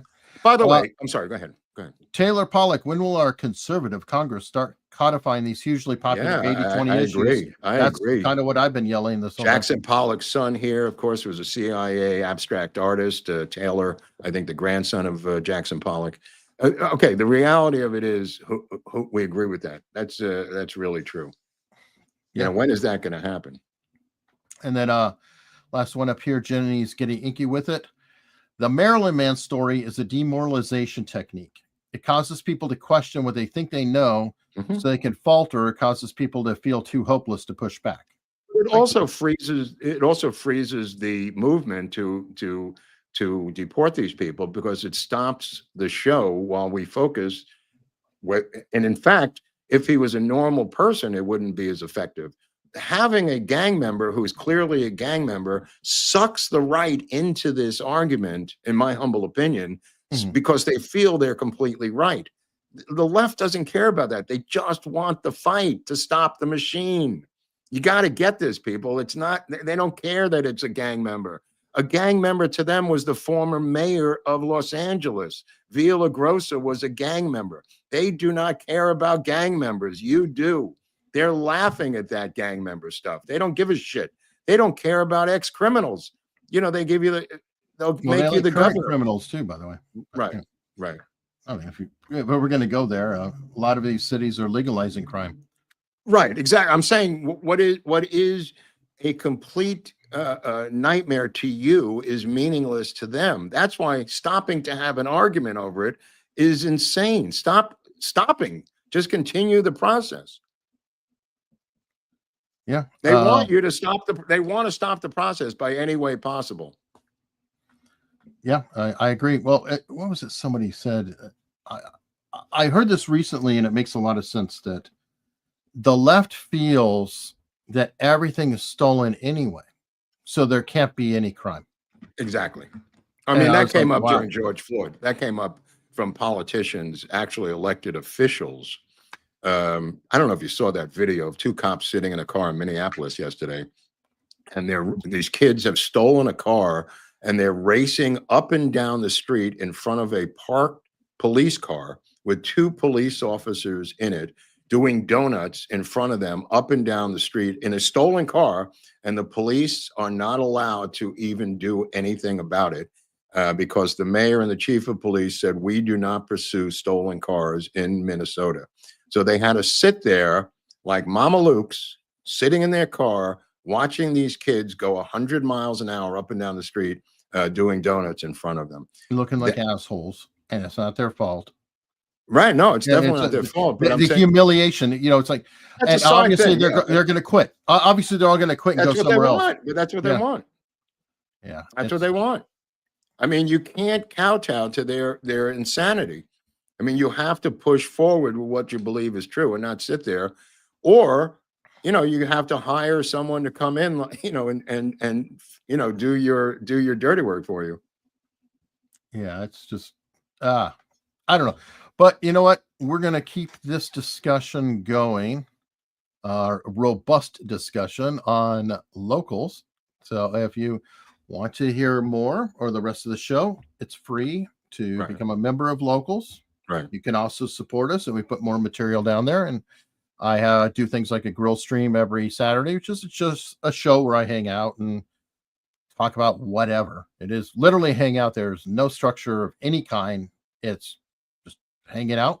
We have a lot of cool people who do that, and we'll head over to Locals right now. Hope to see you momentarily.